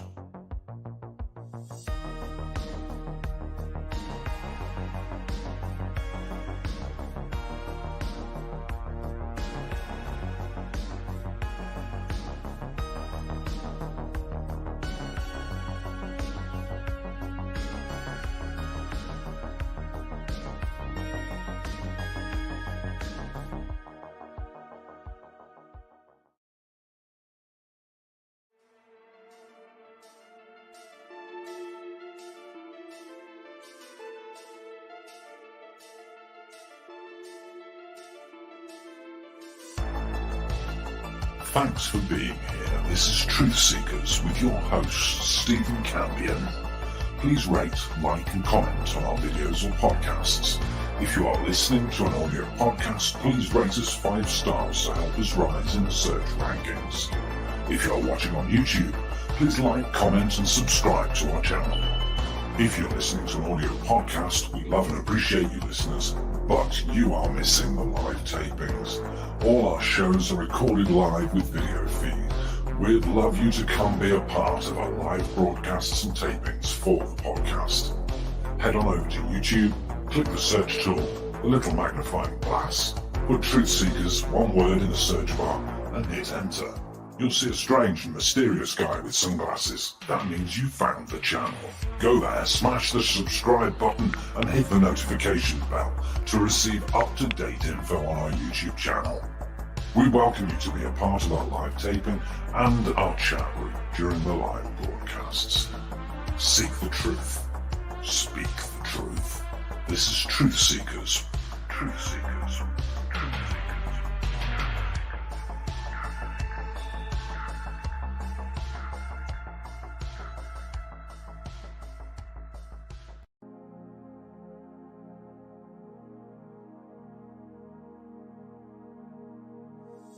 Truth Seekers is a viewer-supported show. Now there's a great way to support these broadcasts and show your support. Please be sure and check out our merchandise store. Links to our 2 merchandise online stores are in the links to this video or podcast. The Amazon storefront ships super quickly in the United States, Great Britain, and in many more places. Amazon may not ship to your country or location. If that's the case, hit our second merchandise link in the description and visit our Redbubble storefront. Merchandise from our Redbubble storefront ships worldwide, but may take longer than Amazon. We've got a great deal of super high quality merchandise for you to choose from, including t-shirts, phone cases, sweatshirts, and even pillows. The feedback from our products have been overwhelmingly great. Quality products and fast shipping. People all over the world are buying some merchandise and showing their support of the show. Praise the cash. Praise the cash. Praise the cash. We thank you all, kind and generous benefactors who are buying some merchandise and helping us to continue this journey.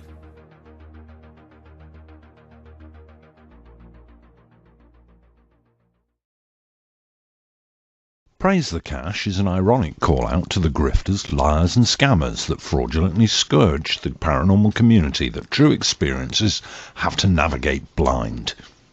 Stephen doesn't really praise cash. He invests more than he makes from this show. But of course, you knew that already. Yes, that's AI Steve, which we're still working on. You know, I don't want to do these...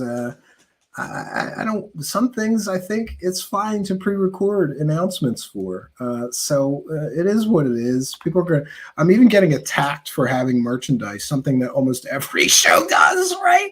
Oh, sorry, you're too lazy to do what I did, right? And build 2 storefronts, right? You I'm too lazy, and you're going to tap me for it. It's wonderful.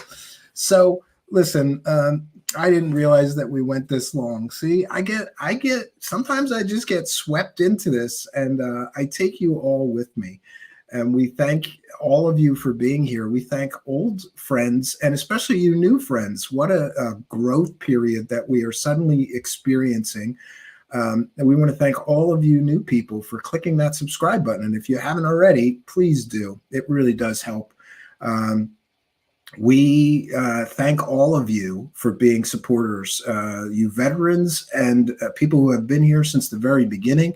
There are still people here that started with me something like 8 years ago when I started an audio podcast that almost nobody listened to. And some of those people are still here. And I'm thankful for each and every one of you who have been here for the long haul. And I'm equally thankful for you new people. Please do. This is my call to action, though. I will pitch this. Go and watch one more. We have a tremendous catalog of previous live shows. We have a video section here. We've got all of these albums. We're up to, is it 3 now? Yes, I believe it's 3 albums in the, yes, 3 albums. 3 free albums are in the video section here. And this is from my new album series, The Purge. I've been recording songs for years now and not really doing much with them, so I decided to release them here as the Purge Project. We're just purging the master. You know, I have this big box full of audio masters, and we've got 3 albums so far: The Phoenix Files, Annihilator, and The Ugly Truth. And this Saturday night at 10 p.m. Eastern Standard Time, we're going to debut another one, right? And if you are part of our Patreon or our YouTube channel membership, you get all these goodies way early. A lot of this stuff people on Patreon and YouTube channel members have gotten already. You get early access. We appreciate all of you for supporting the show. It means a lot to me that we can continue this journey and remain independent and not sell out to hoax or scam channels or to CIA disinformation agents to get views, right? We're doing it as honestly as we can here. And through the help and support of all of you, we can continue to do that.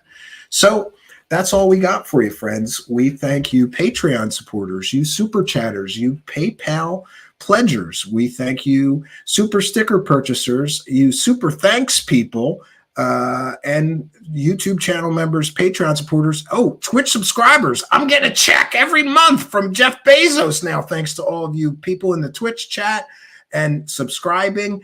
If you're unaware, you can become a Twitch subscriber if you're an Amazon Prime member for free, and you can just give us that couple of bucks every month, and it won't cost you anything. I appreciate everyone and all of your support. What a fantastic show and journey this has been. The CIA infiltration into the world of UFOs is going to continue. We've heard John Ramirez, a lot more experiencers from the intelligence community are coming out. Yeah, I guess they're getting the op, dialed in, and they're going to release more CIA experiencers like him talking about aliens. And we'll be here to cover it. I hope you'll be here with us to see it. So that's all we got for you. We'll be back tomorrow night, 9 p.m. Eastern Standard Time. And I'm not even sure what we're doing tomorrow. I have to make that decision tonight. But follow me on Twitter at Stephen Cambion. It's a great way to keep up. I always post things early there. Join our Discord server. If you like these live chats, you can do that 24/7 with like-minded truth seekers just like you right on our Discord server. So that's all I got for you, friends. Until next time, my name is Stephen Cambion. Good night, and God bless all of you.